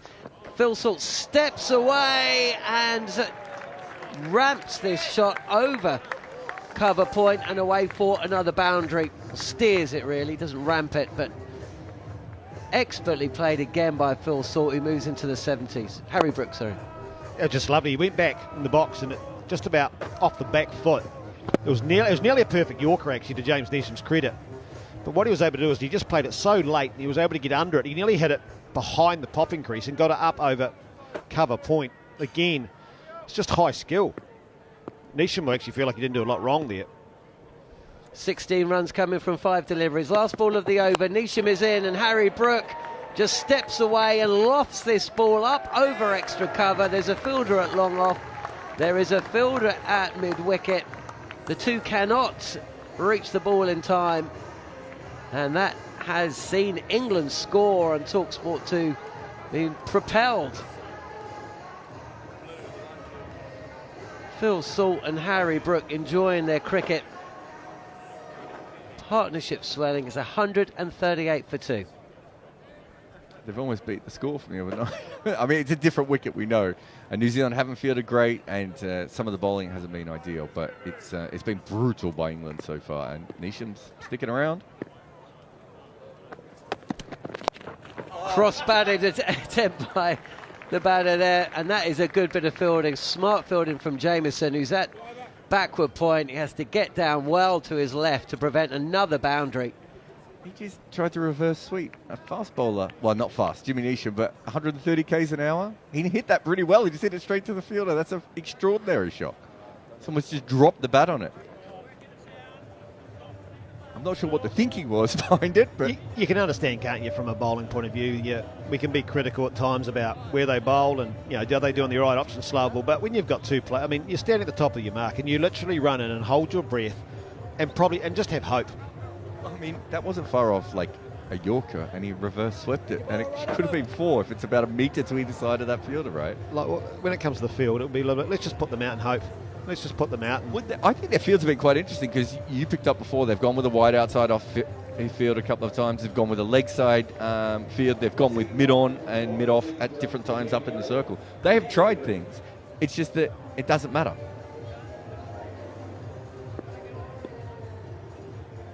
No real surprise then that Matt Henry has been brought back into the attack. He's in now. Oh, he's been absolutely... he's been dropped. Another drop in the outfield from New Zealand. It's Jimmy Neesham this time. Coming in from the boundary at long on. I thought the ball was going to be sailing clear of the ropes. But that's another presentable chance that's gone begging at this ground for New Zealand. Looked like he actually got it and was going to be flying, but there's no excuse for that. James Neesham, it's what you call a goober, really. They just run around mid-on, just waist height, no pace on it. Doesn't matter about background, it doesn't matter about night sky. I mean, that's 2 costly chances. It feels like he just got to it a bit slow and it was in a lower position. I mean, he still should have caught it, but he just wasn't there. Brook again on the pull this time. No real timing. Bracewell coming in from mid-wicket fields. And the score moves on. Another run added. Another painful moment. Possibly Jimmy Neesham still thinking of that over that he gave away 20. Well, he's now given away pretty straightforward catching opportunity, but so many catches have gone down at this ground. There must be something in that. How many times has Harry Brook been dropped at this ground now? About 7 times, I think, across 2 innings. I don't think he dropped on Saturday. Certainly was dropped November. Full toss on the pads, pulled away, and actually New Zealand get away with this one. Just the run, 2 runs added, and England move on. 143 for 2. A good example there. Knee-high full toss and goes for 2. You're happy with that as a bowler. It's probably the worst ball he could bowl, Matt Henry. It looks like for him he's either trying to bowl that hard cutter into the pitch, and they want to get hit square because that's the big boundaries, or then they're looking to go full. Henry again, short wide and cut away. Well, he's bowling to his field. He's got to go out there, but that could have gone for 6 if he got anywhere near that. He's it's an interesting field because they've got someone fine, and then they've got someone at that chop out fielder, which you usually see with the new ball. But I think it's just as you said, they just want them to hit it wide, right? So it's been a interesting bowling effort from New Zealand so far. Yeah, it's one of those ones that, does it get too complicated? And are you trying to, or is it actually being really proactive? And at the moment, Henry's doing his job. Henry again, dug out this time. Good Yorker from the bowler. every uncle at the ground side. Just do that every time. Why haven't you been bowling them? It's us olden days players, isn't it? Just bowl the Yorker. Just bowl the Yorker. I know it's the hardest ball to probably be able to bowl, but if you get it right, it's the hardest ball to be able to hit. Bringing out our age here, saying that Yorkers. I think that's what Jameson tried to bowl. Third ball of his last over, wasn't it? It was just a foot short, and it was smashed over long off for a boundary. Oh, picked up and smashed, even bigger than the six that we saw earlier in the innings. Brook hit the canopy on that occasion. This time it has sailed out the ground, and that's where the cars are parked. Craig, 150 up for England, 150 for 2, and they've still got 7 overs remaining. This could get very, very painful for New Zealand. Yeah, bowl the Yorker. That's what you need to do. I mean, it has changed, and it's the cutter, but it's just sitting above the hip. And someone like Harry Brook, like he didn't even look like running. It's again in the car park. They'll have to find another ball. Well, they wanted them to hit it square. He hit that square. Unfortunately, it was on a different square. In the end, that went a long distance. Yeah, very square. I mean, this is set up for 260, 270 if they really get going. Mitchell Santner's going to come back in. He's got a big job to do. Well, even Mitchell Santner's gone for 26 from his 2 overs. The New Zealand captain, who's in now with Phil Salt. Attempted swivel pull there, doesn't connect. And it's a rare dot ball.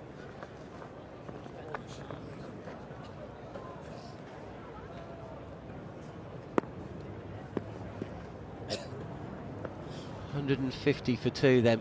Santner is in. Phil Salt 70 not out. Again, it's dug out this time. Full delivery. And it's played up to Daryl Mitchell. That's mid-on. Harry Brook overturning a caught behind decision, went on 22. He's now 48. Phil Salt 71 not out.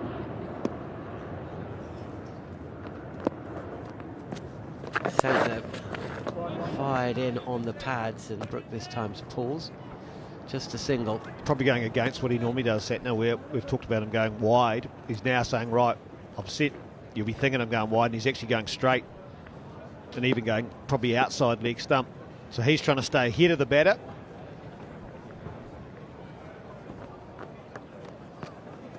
Again, he goes in on the pads, he's firing it in, he's not giving any width at all.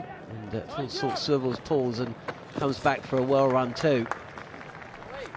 It feels like New Zealand have been punched in the nose. Yeah, they have from the first over, really. And I think you're seeing the benefit, and said at the start that this pitch would play better. Yesterday was sunny in Christchurch, and it's the ability to play a second game on the same surface and being able to, see the benefit. The bounce hasn't been as steep. Touch wider this time, and it's on off stump.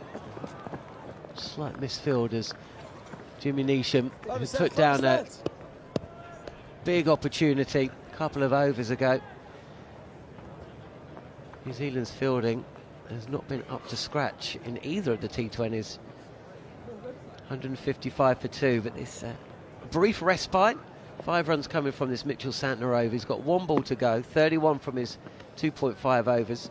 Slow left armour. And he's just keeping Harry Brook waiting. There's smiles between the 2 skippers.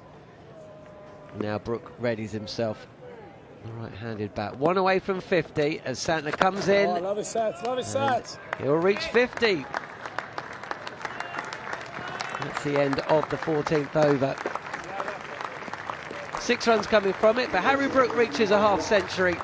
4 fours, 3 sixes, 2 balls lost, and he's going at a strike rate of 227. How are you, Tubes? Yeah, I'm good.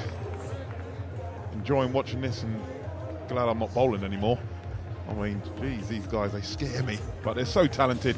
And Harry Brook, I remember seeing him 3-4 years ago, and I sort of knew then that he was going to be a special talent. It's just the way he goes about it. This modern game now, not only can he be a touch player, he can also be devastating and hit big boundaries. And for me, he's a world-class player. I know he's still very young and at the start of his international career, but he's a fine, fine player. Jameson, first ball of his third over, he's gone for 17. He's going to have to do that one again. This is well wide of Harry Brook. And so the score moves on. It's interesting that, like he spoke before the tour, and because they've got so many options, Alex, and when we grew up we might have had 2 or 3, you know. Same with bowling, you can try and bowl a Yorker or bouncer or stock ball, but he said he was trying to premeditate too much. Whereas tonight you can see just being able to react, but that happens because they've got so many options. They've got so many. You can see him reverse sweep a quick bowler. Jameson again, he's in, and Harry Brook has launched this into the night sky. 3 balls lost now. This is sailed over the main stand. And if you are parked there, then I suggest you move your car. Didn't even move. As soon as the ball left the bat, there was only one place that was going, out the ground. What I love about that, again, it's a base. He gives himself a base, sets himself early. Jameson's gone for the back of hand slower ball. It had the length, and then it's just all rotation in those hips, fast wrists, and sailing out of the ground. I mean, listen, hitting boundaries, you come, you know, batters come in all types, yeah? You get the West Indians, you get your Kieran Pollards and stuff like that, muscly, and they're very big, powerful. But then you've got the supple, and you like Jawadina and stuff like that. Yes, touch players, but when they wanted to flick that switch, they were able to do that, and Harry Brook's another one. And he just indicated that's fantastic. Again, I'm glad that I'm now commentating on it, and I don't have to bowl. The ability, you just mentioned it, actually, he's got that base, he stood still. So he did a pre-movement before the ball bowling back. What he's also probably doing is he knows that Jameson's going to do 2 things. He's either going to bowl a Yorker or a slow ball. So he's actually setting up for that. Pressure on the bowler again. Jameson is in, and Harry Brook somehow is going to get not just 1 run, but 2 runs as he essentially just tries to ramp this ball over the keeper, gets a thick outside edge from the inside portion of the bat, and it flies away backward a square for 2. Well, cross-seam delivery from Jameson. He's gone for the Yorker, which we've been talking about, which I don't understand why bowlers don't do that more, because you can only really get hit, even if you get it wrong, down the ground. But Brook's gone for the little dab over the keeper, and it's hit the inside portion, as you said, John, of the inside edge of his bat, and the bats are so good now. It's flown down to fine leg. Wide fine leg for 2. 58 from 24 deliveries. Jameson again, good Yorker, dug out by Brook, who wants a single, but there's nothing there, fielded by the bowler. We've said it again. Just bowl those, right? Yeah, well, again, well, we've got a man here. How easy is it to bowl a Yorker? Yeah, that's right. I'm a better. It's not easy. And listen, one of our own, Darren Goff, for me, arguably one of the best in the world at his time. There would be Waqar Younis, Wasim Akram for me, and then Darren Goff. He was different level at bowling it. And when I got into the England team, I always said to him, why is it you only really start to bowl it when a lower order come in? It's something you should be doing, as a batter, as you know. It's not something you want to face early on, is a fast in-swing Yorker. He was bowling at 90 miles an hour as well, Goffey, in his heyday. Jameson again. Short delivery. Harry Brook climbs into it. It's sailed not quite as far as some of those mighty blows that we've seen in this innings so far. A bloke with a pizza tries to catch it one-handed. It's fielded on the banks, and it's another 6 from the bat of Harry Brook. I'm sorry, I have this conversation till I'm blue in the face. In 20 overs, as a bowler, you've got 24 deliveries. Bowl your best 24 deliveries. I know the game's moved on. I know batters can hit you 360. But now you're Yorker. You've just gone back of a length, and he just hit you out the ground again. 171 for 2 as Jameson goes fuller, and Brook may well perish here. Oh, it's just going to drop over the shoulder of Rashin Ravindra, who's at cover. A little bit of fortune. Boy, does he have a touch of luck at times, Harry Brook, but can't argue with his run scoring. 66 now, and the big question really, to my mind, is, Choose, what did Goffey say? He goes, I don't know, Biggin. He just literally, I don't know. I said, why is it from, because I've played a bit with Goffey, and it was generally 7 or 8 would come in, and then he would nail his Yorker, and he would clean up. And I'm like, why do you not do that to the openers, 2 or 3, 3 or 4 and stuff like that? I don't know. Last ball of the over, and Harry Brook climbs into this full delivery from Jameson. There's the fielder is up at mid-off, so no one on the boundary at long off. Couple of bounces, and Harry Brook, can you believe this, is just 4 away from Phil Salt. Salt 74 from 48, Harry Brook 70 from 28. Do not drop Harry Brook. He will make you pay. 177 for 2. And after a word from Craig Cumming and Alex Tudor, Andrew McKenna will see this innings home. I mean, that was the Yorker that he only just missed, but if he had been a bit off back, then it would have been caught on the boundary. So it's actually a case, I think it's the right delivery, they just got the wrong field. And if you go to bowl full and straight, and I think Jamison's nearly got caught out and saying, right, I'll bowl a short one. But again, if you're going to back yourself, have the right field, and then say, right, if you're going to get it over mid-off, mid-on, then happy, well played. But it's still the toughest shot. And the one before full, Alex sliced. I don't think Rachin Ravindra really wanted to take it. He ran back as if to say, yours to the boundary sweeper. Yeah, 100%. Totally agree with you. I just think you've got to have that clarity as a bowler. You're at the top of your mark. Know what you're trying to execute. I think if you get the Yorker right, there's only 2 ways of hitting you. Either hitting you down the ground, or if they're brave enough, they're going to go and try and scoop you. If you bowl it into the pitch, 360 option is then viable to these players, and they're just too good, too powerful, and they, more often than not, they hit you out the ground. 5 overs to go in the innings, and this is only 2 teams have scored more runs in a T20 at Hagley than this. There's 5 overs to go. 208 for 5 is the biggest. Mitch Santner's going to start the 16th, and Salt immediately pulls him through deep square for 4. There's a fielder out there who's about 10 metres off of the rope, and it went just to his left-hand side, Rachin Ravindra, and, it was a step hit. And it's 4 more to the total, and England go rattling along on this incredible batting display so far. As you say, Craig, get your field right. It's like he's in trying to save 2. You want to be saving the boundaries. It's raining runs here. 2, you buy all day long. 181 for 2. Santner goes in. Oh, that's very slow. Salt ends up sort of yanking it around to short fine leg and will take a single. That's a win for the bowler, but it's still 5 from the first 2. 182 for 2. So they're going up, let's call it 11.9 and over for roundish numbers. They put it on 114, these 2, from 57 balls. Brook on 70. Waits. It's down the leg side. Tries to swing it into the leg side. It hits him on the pad and goes out on the offside, and they can't take a single. It's a very different attack or approach from Santner. He's normally that slow and wide, or even wide. He's certainly bowling straighter here. The ball before to Salt, he took all the pace off it. It's brave, but it also can be successful. Santner gives that one a little bit of air. It's flipped towards mid-on by Harry Brook. It will go down to Darryl Mitchell coming off of the long-on boundary. They will take a single, but that one just hung in the air for a moment just to tease the fielders. There's no one there. That was the one where he really holds it back, Santner. Beautifully bowled. There's got to be brave in this game to do it from a spin point of view. Santner's in, left arm around to Salt. Salt clips along the floor out to deep mid-wicket. Tell you how much control Harry Brook's in. He was actually laughing shortly after the ball hit the bat and was looping, because he knew that he'd kind of been done, but he also knew he was safe. That's the element of control that the man is playing with. Brook waits.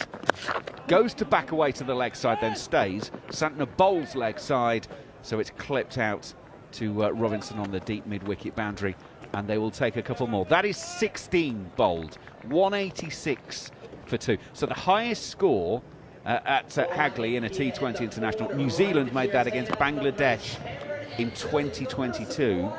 The next best is now this score, because it has just beaten the 184 for 5 New Zealand made against Australia in 2021. So this is currently the second highest score made at Hagley, but it's still got the potential to become the top score.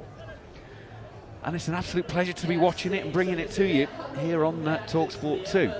If you've had a bit of a lay-in, or you've been on the school run this Monday morning, England were put into bat once again. New Zealand won the toss. It was exactly the same as what happened on Saturday, actually, because both teams are exactly the same. New Zealand won the toss then and put England in, and they did it again today.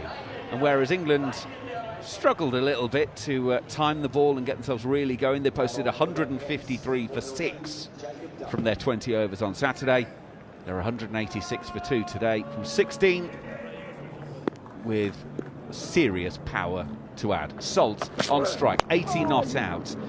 Plays a horizontal back shot to this one outside of off stump. It dribbles out to Daryl Mitchell on the cover, 30-metre circle, and he'll take a single. 81 from 52 for Phil Salt, 187 for 2. Be interesting here with Jacob Duffy. He does bowl the Yorker very well, and he's grown up bowling it. Probably in the past, he's now started to do more that cutter. But when he bowls at the death, he often goes up in pace. That was 138k, 4k quicker than what he's doing with the new ball, because he's probably looking to swing it and bowl fuller. Duffy goes in. Brook, by Harry Brook standards, has a hack at that one. He doesn't really time it. It gets the inside half of the bat. It still goes out to the fielder on the mid-wicket boundary, and they'll take a single. But bearing in mind some of the glorious shots he's been hitting so far, he is a massive baseball fan, actually, Harry Brook. One of the sponsor stickers on his bat is Major League Baseball, and he's hit a few home runs this evening. He's at the non-strikers, watching Salt get a shortish ball. He pulls it into the mid-wicket region. You can hear the cry of disappointment from Phil Salt. He's only going to get 2. Bit of comedy capers fielding out on the boundary edge. They do eventually get the ball back in, but it's only a couple. Salt 83 from 53, England 190 for 2. I just think, just sort of going back to Harry Brook in that last one where, as you said, Mackie, he hacked at it. It's one where he tries to overhit it. I think when he keeps his shape and gets his base early and just hit through it, he does it so beautifully because he's got such fast hands. Salt waits, bat race, hits this one hard to Neesham at deep mid-on, and they will take a single. Who's in position early, but it's just 1. 84 from 54 for Salt. Down to 108k at the back of the hand from Jacob Duffy. One thing about Jacob Duffy, even from when he made his debut when he was 16 in this format of the game, he's always bowled at the death. So he's a guy that's spent this last 10 years of his career bowling in this situation. So not saying he enjoys it. Duffy in, beats Harry Brook outside of off stump. Harry Brook ends up with his right knee on the floor and trying to flail it through the covers. It was fairly wide, and he's looking at the umpire and is now actually shaking his head as that's not been called wide. And well, it's wide on the mark, but as I say all the time, those are only guidelines. So it's not a case of if it's outside there, it's automatically a wide. Yeah, and he sort of went a little bit to the offside as well, didn't he? So he's a little bit closer to the ball. Brook waits for the final one of the over. It's out there again, and he's had a huge swish at that one. Now that's interesting. He has a huge swish at it, drops the bat in the follow-through, and that one's called wide, and that one was nearer the stumps than the previous one. It's like the umpire saying, I know he's the captain, and he does the reports at the end of the game. 100%. Yeah, you got a young, well, not young, Jacob Duffy's in his 30s, but new into his international career. I want to keep Harry Brook. He gets me more appointments. Yeah, Corey Black did stretch the arms out for that one. So we get one more delivery in the 17th over. In comes Duffy, outside of off stump. Well, Harry Brook has played a remarkable shot at that. He's hit it through wide extra cover for 4, about 3 bounces. But Duffy again has deliberately gone wide, so Brook has had to get out there and played it. Well, he could barely reach it and play a proper cricket shot in the end, or he looked like he could barely play a proper cricket shot, and he's ended up timing the cover off of it for 4, and it's 196 for 2. And that's the frustration as a bowler, isn't it? You would think as a bowler, I've done the batter there. You know, I've been clearing my fault, executed what I wanted to do, and the batter's been able to adapt and then just able to throw his hands in it and get it up over extra cover. It's a good shot in the end, a couple of bounces, and he moves on, 78 or 34. It was like he sort of, because it was so wide, he nearly just fell over. He fell at it, didn't he? And just threw his hands, and Jacob Duffy turned around to the umpire and I think gave him a glare and said thanks. He could have, at the moment he's got 1 for 33. That hadn't been finished. He's also had a catch dropped. It's going to be Jamieson to bowl the 18. Salt is backing away. The bowler follows him. He takes the inside half of the bat and goes down to short fine leg, and Harry Brook calls Phil Salt through for a single. So Salt goes to 85 from 55, And he's the slow coach of the partnership at the moment. It's just a ridiculous thing to say. This England side are absolutely coming at New Zealand in 5th and, well, actually 6th gear at the moment. An amazing shot. We just saw the replay. Literally, yeah, it was wide and he just threw his hands and nearly slipped as he hit it. Was able to hit it over extra cover. In the old days, that used to be the hardest shot to try and hit that area. Jameson in, Harry Brook backing away, whacks this one low to the fielder at deep mid-wicket, and Robinson will take the catch. Brook was dropped on 40. It's ended up costing them 38 runs because Harry Brook departs 78 from 35, and England are 3 down for 197. That one a lot lower, a lot flatter, didn't quite get as much of it. And Robinson coming in, takes the ball about knee height in the end, but Harry Brook's fun is over. Yeah, he's hit it too well, Macca. He's hit it flat. He wasn't able to get the elevation. And Harry Brook, his entertaining, scintillating innings comes to an end as he holds his bat aloft. He can be happy with his work here tonight. 78. Absolutely fantastic innings. As Sam Curran walks to the wicket. Yeah, that's interesting. Sam Curran. Tom Banton obviously was on the card coming next. Maybe England just fancy left-right. Look, I guess your job at the moment is to give Phil Salt the strike or swing yourself off your feet. Yeah, he's not going to be wasting any time, Sam Curran. Tremendous hit of a cricket ball. He's in good form. The other night, 49 runs. He scored them very quickly. Small in stature, but he packs a good wallet. Just seeing the end of Harry Brook again. He just hits it very flat, very hard, straight to Robinson. Good. Peranzi wasn't dropping that, making that safe. You just say, maybe should I shuffle that round a little bit further to the leg side. I think he wanted the elevation myself to try and hit it for 6. Here we go then, Sam Curran, left-hander. It's Jameson on strike and starts him with a knee-high full toss. Sam Curran has hit straight to Daryl Mitchell along the floor at long on, so he's underway with a single, 198 for 3. But if Sam Curran wanted a ball to get himself going, that might have been it for a moment there. What's obvious, and Curran does it really well, he did it the other night, is that the players that have had success, Salt, Brook and Curran, they just stand still. You can see them, they don't charge, they move before the ball's bowled, sometimes to the leg stump, the off stump, but the ability just to stand still, and maybe Curran because of his power down the ground, knowing that they're going to bowl fuller. Jameson in, back of the hand, Salt goes for this one, up and over the offside, he's got underneath it, and he's just caught by Bracewell, inside the rope at long off.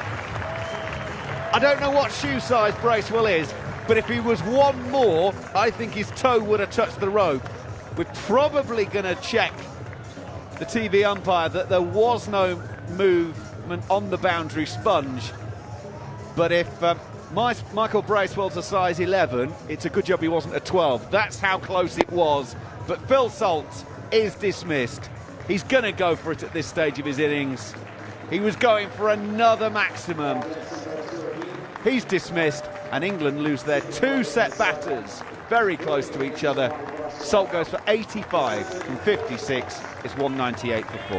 Yeah, great innings again from Phil Salt. And as you rightly said, Macca, if Bracewell had my size feet, the old size 13s, I think that would have been it would have been 6 runs. But got him. We see it a lot now in the modern game where the fielders now set themselves really well. They know where the boundary is.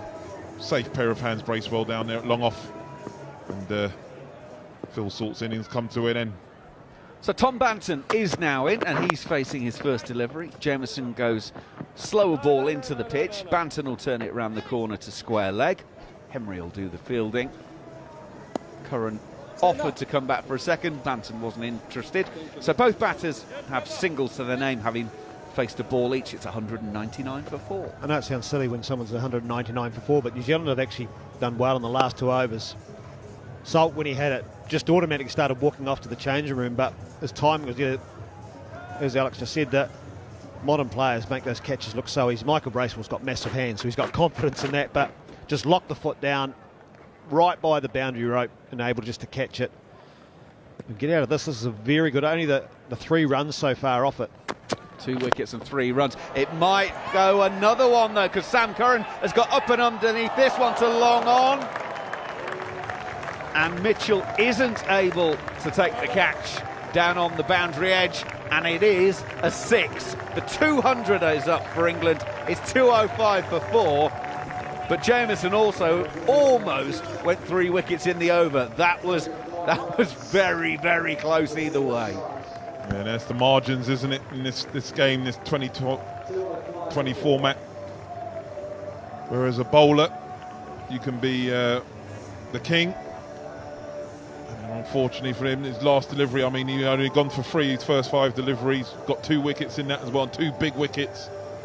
And the 2 guys there, Brooke and Phil Salt.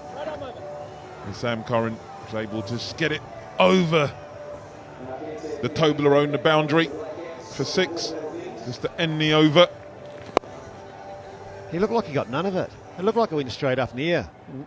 So it's not a small boundary, it's not short. I mean, it's only going over the boundary, it's saying it's 85 metres. I mean, I love to see a big boundary, I don't see that anymore. Normally it's like 60 metres or something. It's going to be Matt Henry to bowl the 19th. He starts with a full toss to Banton, punch to mid-off, and there is no run. The 19th was where the wheels started to come a little bit off for New Zealand on Saturday. So Henry's going to bowl his final one, 0 for 27 so far. Well, you've seen the benefit of Curran. He's faced 2 balls. First one was a knee-high full toss, but able to hit the second ball out of the park. Banton, he's hit a single and a dot. So maybe that was the reason why Curran's been put up. Henry goes in, full and wide outside of off stump. Banton throws the bat at this one. It's a thick outside edge. It will go away for 4, and that is now the highest score in T20s on Hagley.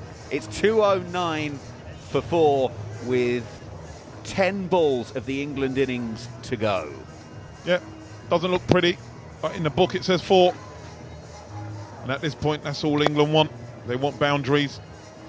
New Zealand want to try and keep them down as you know, they want him to sort of get to sort of 240, anything like that. Want to try and keep him below that.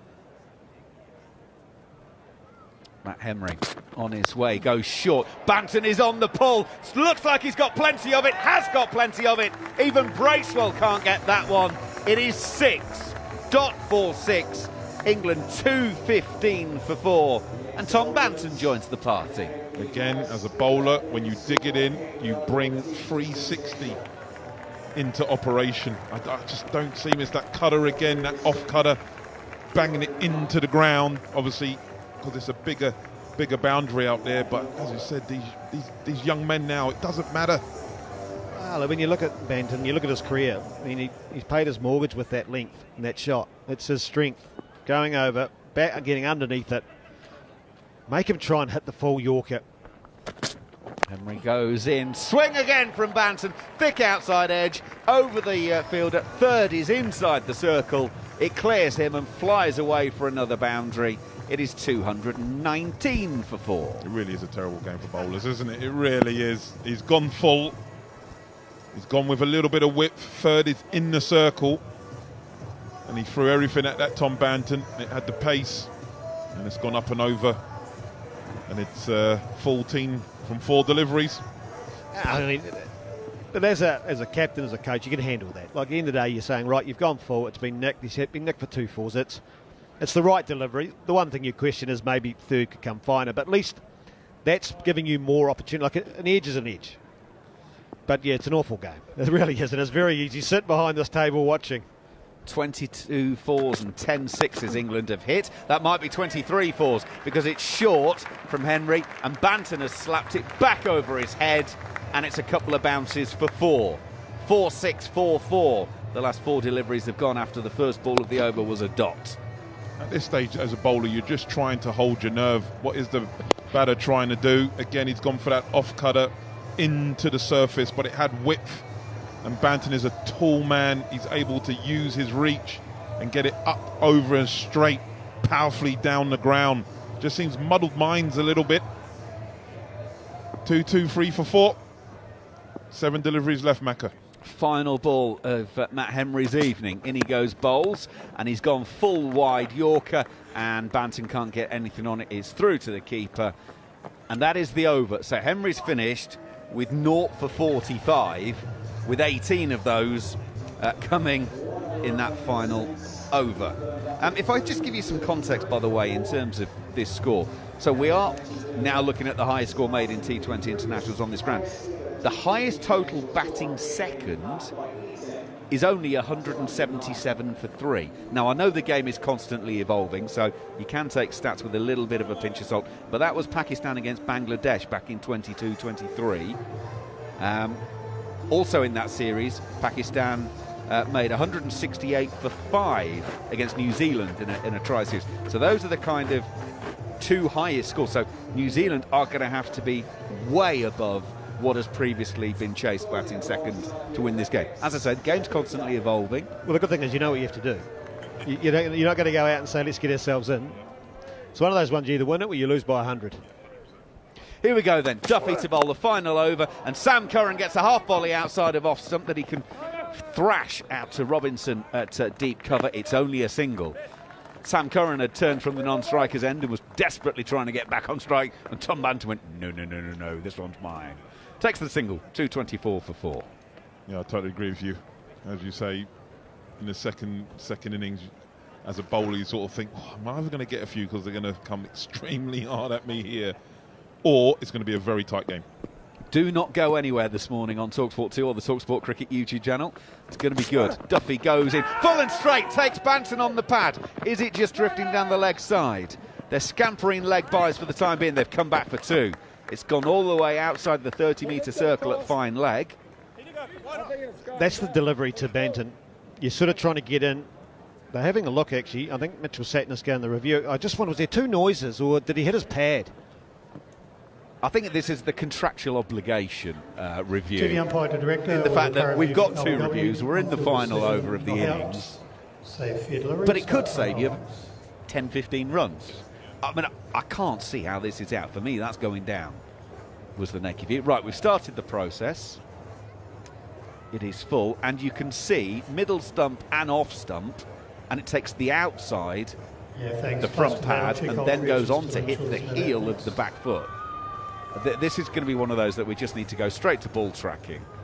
Forget about ultra edge, forget all about all of this, because I think it'll either show it's going down the leg side or not hitting enough to be overturned. Ball tracking when ready. All right, so there's no bat. Now we get the important bit.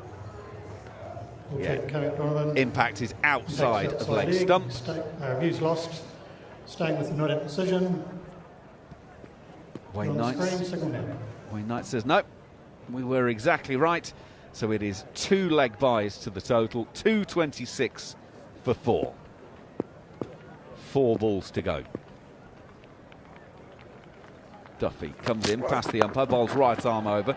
Banton's gone into the leg side. Actually hasn't got it, and he's got so little of it, they can take 2 out to deep mid-wicket, because it landed about 10 metres outside of the 30-metre circle. And then Banton going back for the second, veers off as he gets back to the striker's end and collides with Seifert, the wicketkeeper.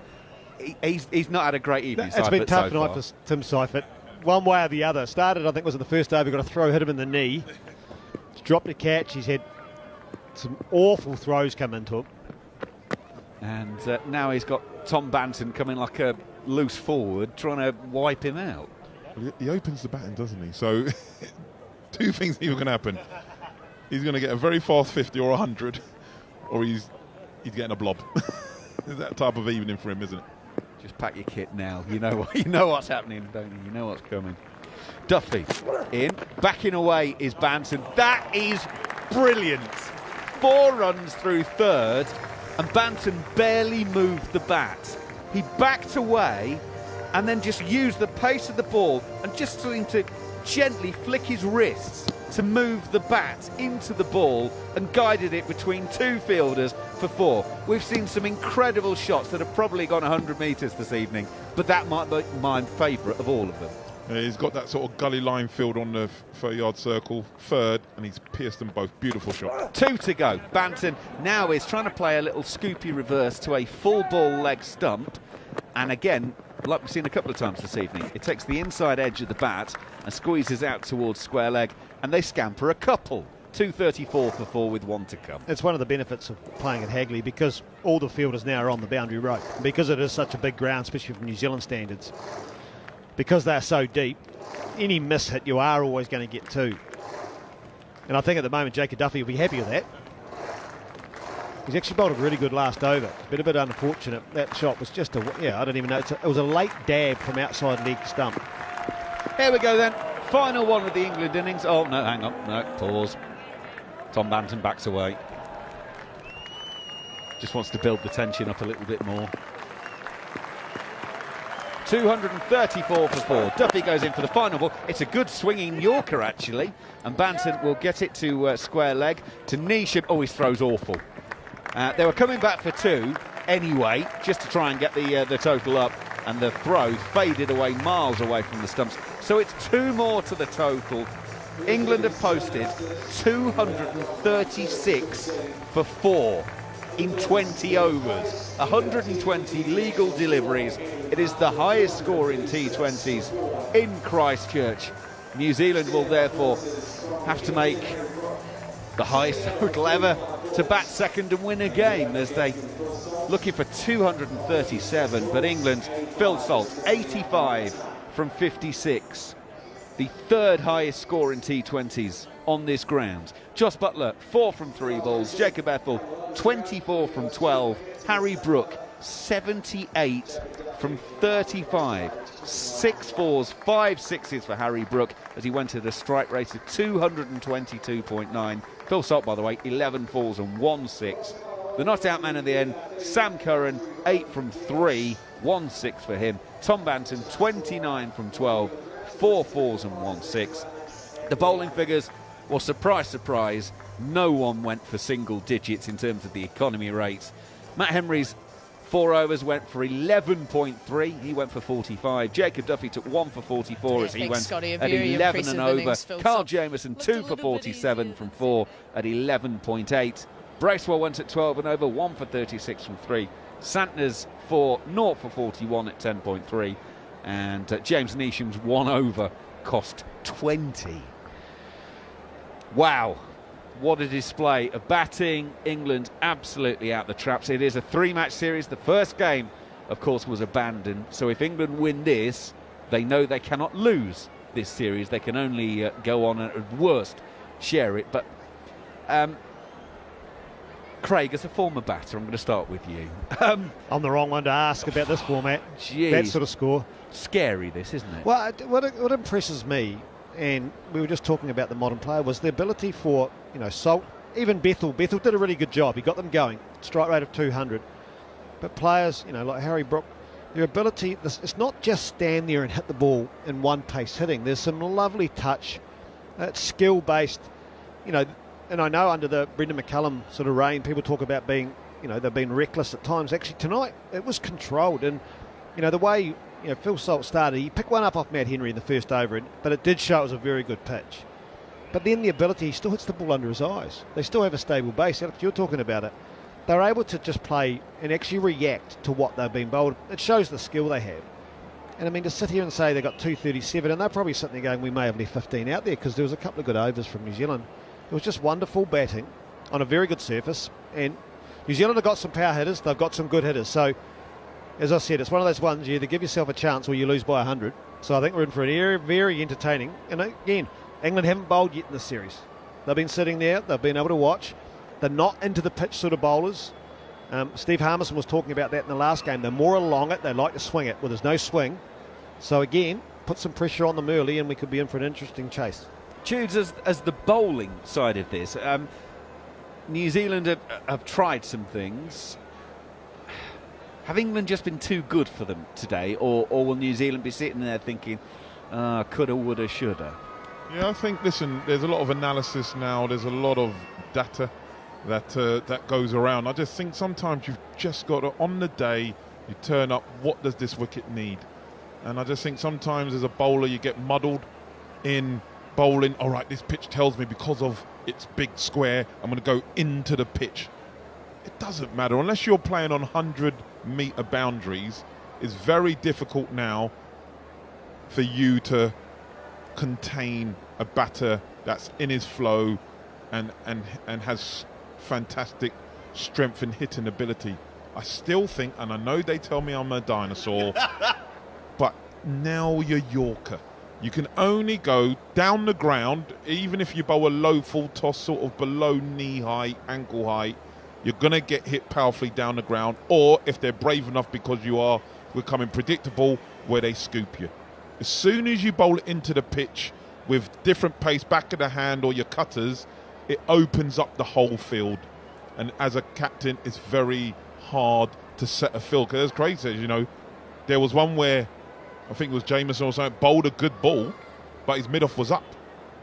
And if the fielder was back, it was an easy catch. So you have to have that clarity at the end of your mark. I know that sometimes because the batters are moving around at a split of an eye when you're in your call position, so when you're about to release the ball, you've got to be able to change. But I still think 24 balls as a bowler, bowl your best delivery.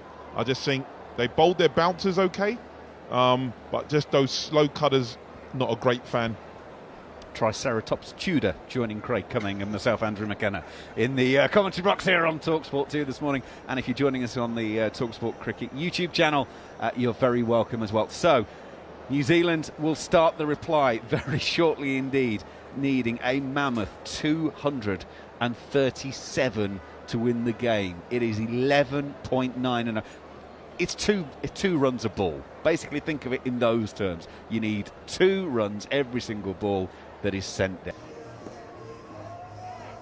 Welcome back to coverage of the second T20 of this 3-match series. Tim Seifert about to face his first delivery, and he plays a beautiful punched cover drive straight up to the fielder, Tom Banton, at mid-on. No run. A huge task awaits New Zealand if they're to make a game of this. 237 is the target after England, thanks to 85 from Phil Salt and 78 from Harry Brook, with some late order quick runs from Tom Banton, 29 from just 12 deliveries, saw England reach 236 for 4 from their 20.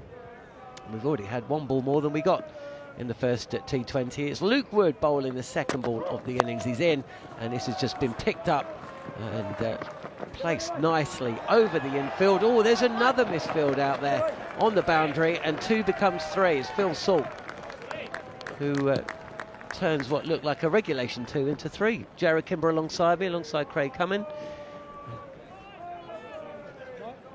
No, it was incredible. Oof. I thought it was in his hands, but it almost looks like it went through. He flicked it back towards the boundary. He actually got 2 hands on the ball and flicked the ball behind him rather than in front of him, and then had to dash up, get to his feet and make sure he didn't give away a 4. I think it was last night in the Women's World Cup game where there was like 25 needed off 2 overs and England just kept throwing the ball around. There's Luke Wood into Tim Robinson, who gets a little inside edge there. There's just a touch of swing. Yeah, they saved 1 on the boundary. Well, sorry, I should have saved 1 on the boundary, which they punched for 4, England. And then about 2 balls later, they fumbled another one. There was no way India were going to get anywhere near the score if they just fielded the ball. Ended up winning that game, of course. But it was, just little things like that. You kind of forget about them unless they're at the end of the game. No one's going to remember that Phil Salt almost tunnel balled that backwards onto the road. Part of the Women's World Cup is taking place in Colombo, and it's reminding me as Wood in again. What a shot from Tim Robinson, who holds the pose 1 foot off the ground. It was almost a flourish. 6 from his second ball, and this is as sweetly struck a shot as we've seen. It's a no-look 6. It's a little bit of the Martin Guptill after he's on contact when Martin Guptill used to keep his head down, but Robinson, he's flown into the reckoning the last 2 years. He struggled to get a contract for Wellington, and then they put him at the top of the order. He went out and got 140. It was against, I was there watching, I'd been at the early game. So the strike rate in some ways won't worry him. Oh, beaten with an absolute jaffer, which turns him inside out. Whistles past the outside edge and through to the keeper. That's a perfect riposte. 9 without loss, New Zealand. 1 ball left of the first over. And what you know with Wood is that because he's looking to swing the ball, the length is going to be fuller, so you're more set up for the form. That's an absolute beauty. It was a little bit like the 3-quarter seam that goes across. You see that in one-day internationals or test cricket. So normal cricket was played. Target 237. New Zealand 9 without losses. Luke Wood is in left arm. And there's a shout for leg before there, but it seemed to my eyes there's a thick inside edge onto the pad. Luke Wood falls on the floor, gets himself to his feet, and there's a single from the last ball of the over. 10 without loss then, New Zealand. I like the tactic though of appealing, falling over, and then allowing for the striker to not see you and trip on you, because he wasn't that far away from Robertson, just tripping himself up, because Wood was like completely flat on the ground and he didn't pick him up at all. So, I mean, when Sussex first started reading Moneyball, so this is like back in 2003, 2004, they worked out that their bowlers could follow through in a way that would make it harder for the batters to run twos. Like I love like when people are trying to find like micro advantages. I just don't know. I mean, maybe I'm old. I mean, if I'm batting, I'm running down the pitch. Well, I just, I don't know. Is that I'm not saying it worked. No, I know. But I'm saying in their mind, they were like, maybe we could stop the odd two being scored. They must have a lot of time on their hands. Here's Bryden Cast with the slip in place, and Robinson has chipped this up to Jordan Cox. And his short innings has got to come to an end. Bryden Cast strikes with his first ball. New Zealand 10 for 1. And this is the benefit of having over 230. Cast has just run in. It was just going down leg, actually. It was actually going to be missing leg, stumped by a mile. And instead of picking it up using the pace, Robinson, he's tried to hit it too straight. And he's just clothed it to mid-on. He should have just used the pace. If he could pick that up over leg stump, over to backward square. I don't know if we could pick up what the field placement was there, but maybe there was a reason he didn't want to go on the leg side, because that was a long way outside leg stump. And as you say, he was trying to hit it, let's be friendly and say mid-on, but he was really trying to hit it almost straight back down the ground, and he's just played the wrong shot for that, and you could see instantly he realised that as well. You're nearly trying to be too correct. He is strong down the ground, and it's one of the key areas, but that's almost a leg lance ball though, isn't it? You just try, if you miss short fine leg, it's 4, right? Absolutely. You're not even trying to hit that over the boundary, you just use the pace. He gave you the line that you needed, and as I said, that's what Salt did really well. Even with spin, he just stood still, and when it got into leg stump, he was able to just flick it and use the pace. Devon Conway with the scissors out there. Yes, it is. I do like a really, really overpaid 12th. I like someone who shouldn't be doing that job, and it's like, no, that's what I do. I also use the scissors when needed. John, I saw, I was following the Samoa UAE game the other day. Of course you were. Because I was waiting for Ross Taylor to come out. So I watched the whole first innings, and UAE smashed like 220. And I was like, excellent, I'll see Ross Taylor come out. And then every wicket comes out, he doesn't come out the field. And then they lost about 6, and the commentators went, he might be injured. I was like, 3 hours committed to this game by that point. Didn't come out. Cast again picked up a wicket with his first delivery. This is his second. A touch of width, and Rashid Ravindra has thrown everything at this and will pick up 4 over backward point. And New Zealand move to 14 for 1. Yeah, Ravindra, I mean, he's become a quality player in all 3 formats. What he does, he often just stands still, and then he'll just throw his hands. He was given width then. Very first ball, hit it over point. It's a wonderful cricket shot. He knows he's going to have to go, but he's got a simple game, Ravindra. If they drop a little bit shorter than that length, he'll pull it over mid-wicket. Here is Cass with a slip in place. He does go short, and he is pulled over mid-wicket and away for 4. That's why Craig Cumming is sitting in the expert chair. It's the simplicity of, the old saying of, you got to move your feet. Well, you don't. You just got to play the ball late. But Ravindra just sets himself up.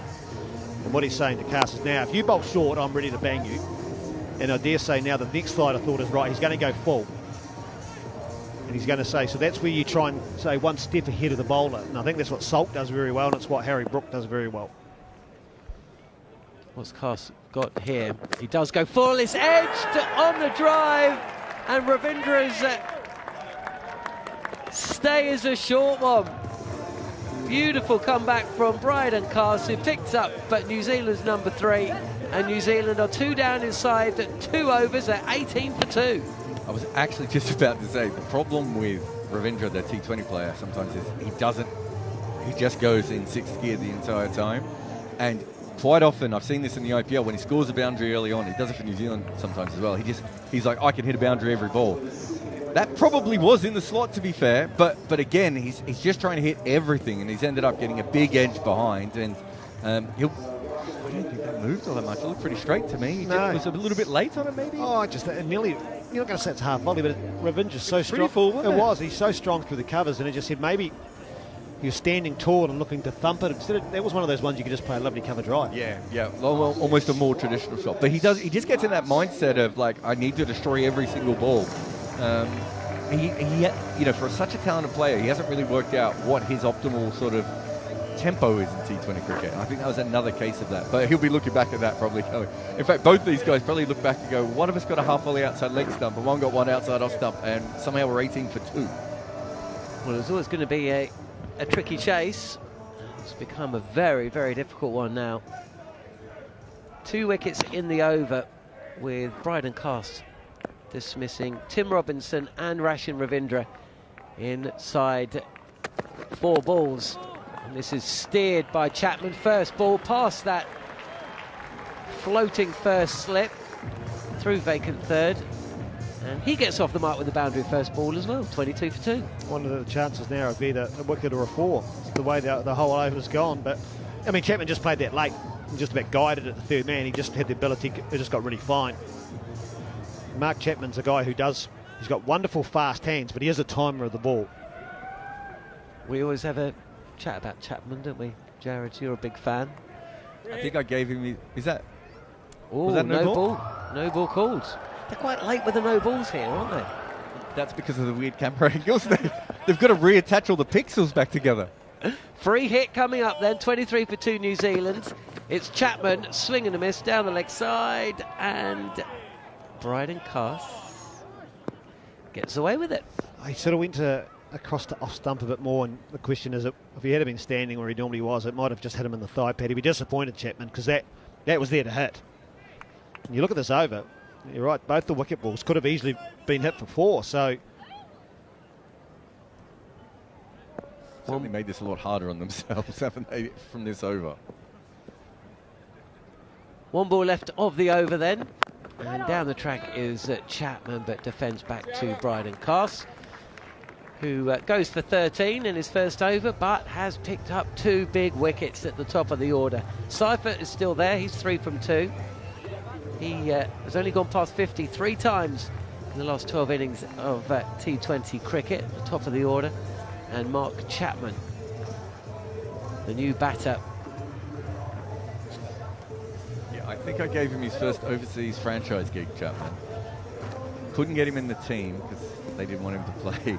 He then came in, failed about 4 times in a row, did his hamstring, and the owner said, well, I'm not going to pay for him. His hamstring to be fixed. He's not very good. So it wasn't his greatest tournament at that stage. He was quite young, I think. He wasn't far out of playing for Hong Kong, so he would have been maybe 23, 24, but he really hasn't developed his game to the level that everyone, I think, thought we were going to see from him. He had a wonderful, I think, 2 years ago in the 2020 format, but he's probably also been one who has been in and out, in and out. Luke Wood back for his second over. This is on the hip of Seifert, who tucks it away, and Adil Rashid at short, fine leg will just jog to the boundary. Yeah, he got that a bit straight, didn't he? That's good batting. That's what we were talking about before. If you get a bad ball, just play the normal cricket shot. You don't need to play the big one. So just on Chapman, doesn't he make all of his runs versus Pakistan? He's like a god in Pakistan. I'll tell you, I was going to say an interesting story. I won't judge my own story, but he's an intelligent guy, and he's an engineer by trade. And when you go and get golf clubs or buy them, you get fitted for golf clubs in it to suit your swing, and they do your swing speed and launch angle. Yeah. Over the wicket, left arm, Luke Wood, not Mark Wood. And this is pushed to Sam Curran in the covers, no run, 27 for 2, New Zealand. And he worked out, well, he got his bats made by whoever, and he wasn't sure if they actually suited him. So he went and did a whole lot of analysis of his swing, his contact points. And he actually came up with a shape that he wanted to be made that suited the way he played. And he got them to make that, and using the same theory they do in golf. And normally we just pick one up, feels nice, lovely weight, but it actually doesn't suit us. And he's one of the, he's an intelligent man. Here is Wood again. This is straight again. No run pushed out by Seifert, who's 7 from 5. Whereas Tim Seifert started his career, he's become more, in funny ways, he's become more patient, but his idol was Brendan McCullum, and it'll be interesting now how he's got number 43 because Brendan McCullum was 42, so he wanted that. He copied him as a keeper. He copied him as a batter. His bats were the same shape as Brendan McCullum. He literally modelled everything off Brendan McCullum. I mean, even you look at his body shape, he looks like he does the same gym workout. But he looks like Neil Wagner. But he's changed his technique. He's got an interesting... on the pads, and this time can't get quite enough bat on it. There's a shy at the stumps of the non-strikers from Adil Rashid. He hits the wickets. But Seifert is home. He's got a terrific record in 2025 as Tim Seifert. He averages 49, strike rate of 165. That's just shy of 500 runs in 13 innings. So. I think what happened to him has happened to a lot of players. And Tom Banton is probably another really good example of someone in here where they do very well at the lower level of T20. They get these incredibly inflated records. And then when people get to understand them, they probably pick apart their techniques a little bit. They work out who to bowl to them and how to bowl to them and everything. And then the really good players come back, right? And, and develop. And I think that's what he's been able to do so far. Here is Chapman with Wood. Touch of width there, and again movement away from the left-handed Mark Chapman. Tries to play this ball down the ground but misses. And also someone like Seifert, he became known as a white ball player, and then he was opening the batting. I remember him getting, I think, 90 odd against India in Wellington at the stadium there, played beautifully, and he's always been an X-factor player, but then you lose a bit of form. He's played a lot of cricket around the world. He's played in a lot of I think every year he was a staple in the CPL. He's been in the IPL. So, but the last 18 months to 2 years, he's certainly found his rhythm again in this format. Last ball of the over for Wood. It's down the leg side, and he may have to bowl that one again. Well, no, he hasn't, unless there was a little nick on the pads. That has not been given as a wide, so he won't have to bowl it again, and that is at the end of the third over, 28 for 2. Tim Seifert turned down a contract with Northern Districts, so he could go and play in the Big Bash, didn't he? He's plays for the Melbourne Renegades. I think he's playing this summer, if you're in New Zealand. And that's just a non-negotiable. I mean, New Zealand domestic contracts would be probably a quarter of what a Big Bash contract would be. And it just gives them the freedom. And New Zealand are going through that now. Their contracts aren't even internationally big enough that you can sign up for one franchise or be involved in two. And that's why they're turning them down, or they're having casual contracts. Kane Williamson's done that. Now he's earned the opportunity to do that, and interestingly, he's back in for the one-day series. Bryden Cast back for his second over. This is full on the pads and clipped away for a single. And any parents out there of young children would have just been grimacing for the last 20 seconds, not because of Craig Cumming. K-pop Demon Hunters? K-pop Demon Hunters playing out.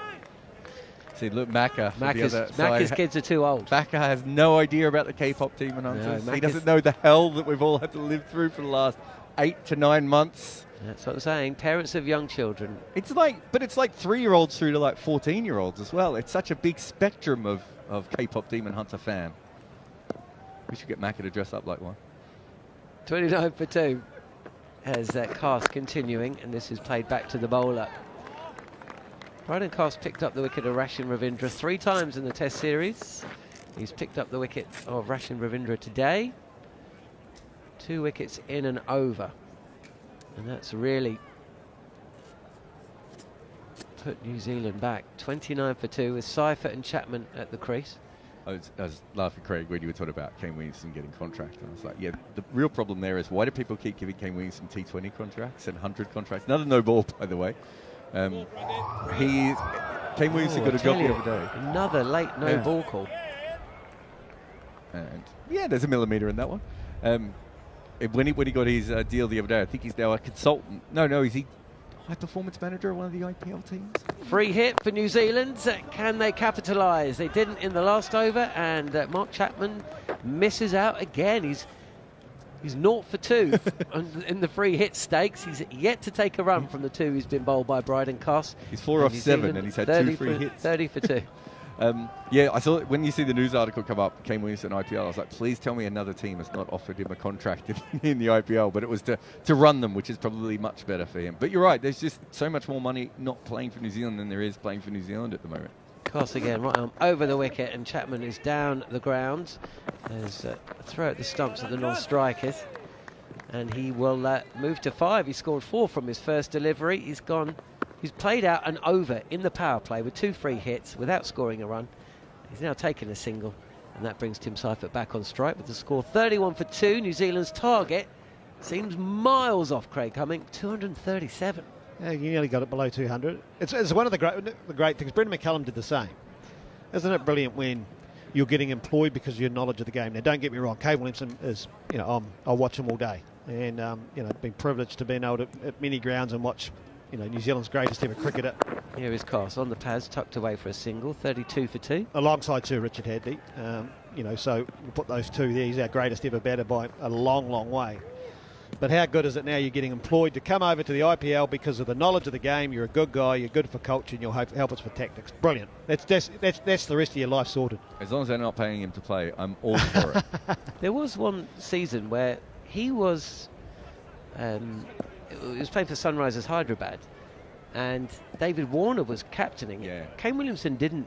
I don't think he played. I think he might have played 2 games at the start of the run, as Chapman swivels and pulls this to the fielder Jordan Cox, who's at mid-on just inside the inner ring. That's just a single, and I found it fascinating. TalkSport had the rights, and Kane Williamson would stand just the other side of the long off boundary pretty much the entire game, and Warner would be at mid-off, and Warner would just jog up and speak to Kane Williamson between overs, and he was just standing there. They were just chatting the whole way through.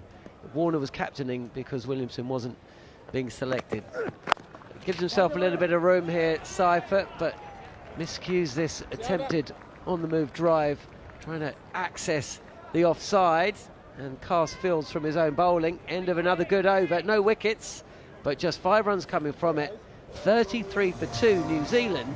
I mean, England weren't miles away at the similar stage. They were just 37 for 1, but they really, really got a move on after that. The 6th over, wasn't it, when they scored 20-odd when Bracewell came on? So it was they got pretty regular boundaries, I would say, England all the way through, but it was that explosion at the end of the power play. Well, you look at the tactics, and I know we've talked how tough it is, but to give Bracewell the 6th over, he got a wicket off the last ball, went for 20. It just gave the England players all that momentum, and if you think about what would you like to face in a power play, Luke Wood to bowl his 3rd over. It's pitched up and driven very, very straight. Almost hits the wicket at the other end. And that will reach the boundary. A welcome one for New Zealand. Chapman moves to 10 from 10. Seifert 9 from 9. New Zealand chasing 237, a 200 away. They're 37 for 2. What you were talking about before with Kane Williamson going on, it's really interesting that we're now seeing the first generation of sort of professional New Zealand cricket, because when Ross Taylor started, that was before first-class cricketers were even paid, right? Like his first season, they sat out the start of the season to get paid. You might remember that one yourself, but it's now you're keeping people in the game afterwards as well. Wood again, down the track comes Chapman. That's nicely played. There's 2 fielders on the offside inside the circle. Harry Brook being one of the 2. He tracks the ball down just inside the boundary at wide, long on. Prevents the boundary, but that's another 3 runs to the score. 40 for 2, New Zealand. Yeah, good batting there. Couple of threes to start this power play, weirdly enough. But if you look back, in the old times, the best New Zealand players would just leave the country and go and play in England, or whether it be county cricket or club cricket, or for random Julian Kahn, the random millionaire up in Nottingham as well. Like all these different players would just disappear. And now, even with that, Williamson will still come back and use some of that knowledge from the IPL. Wood again. This is hauled through mid-wicket by Seifert. All muscle, bottom hand, no timing. 4 runs though. And this is an over that has already gone for 11 from Luke Wood. Bowling his 3rd. And England's score has moved along, 44 for 2. It's a little bit like they've said, right, we're in. I mean, both these players do like to get set, and you don't mind someone like Mark Chapman giving himself a few balls, get the pace, because once he gets going, but he has a natural time with the ball, so he's not going to just sit there and bludger. That was just brute strength. Short sleeves, big biceps for Tim Seifert. Very Brendan McCullum-like. How tall was Seifert? Wood again.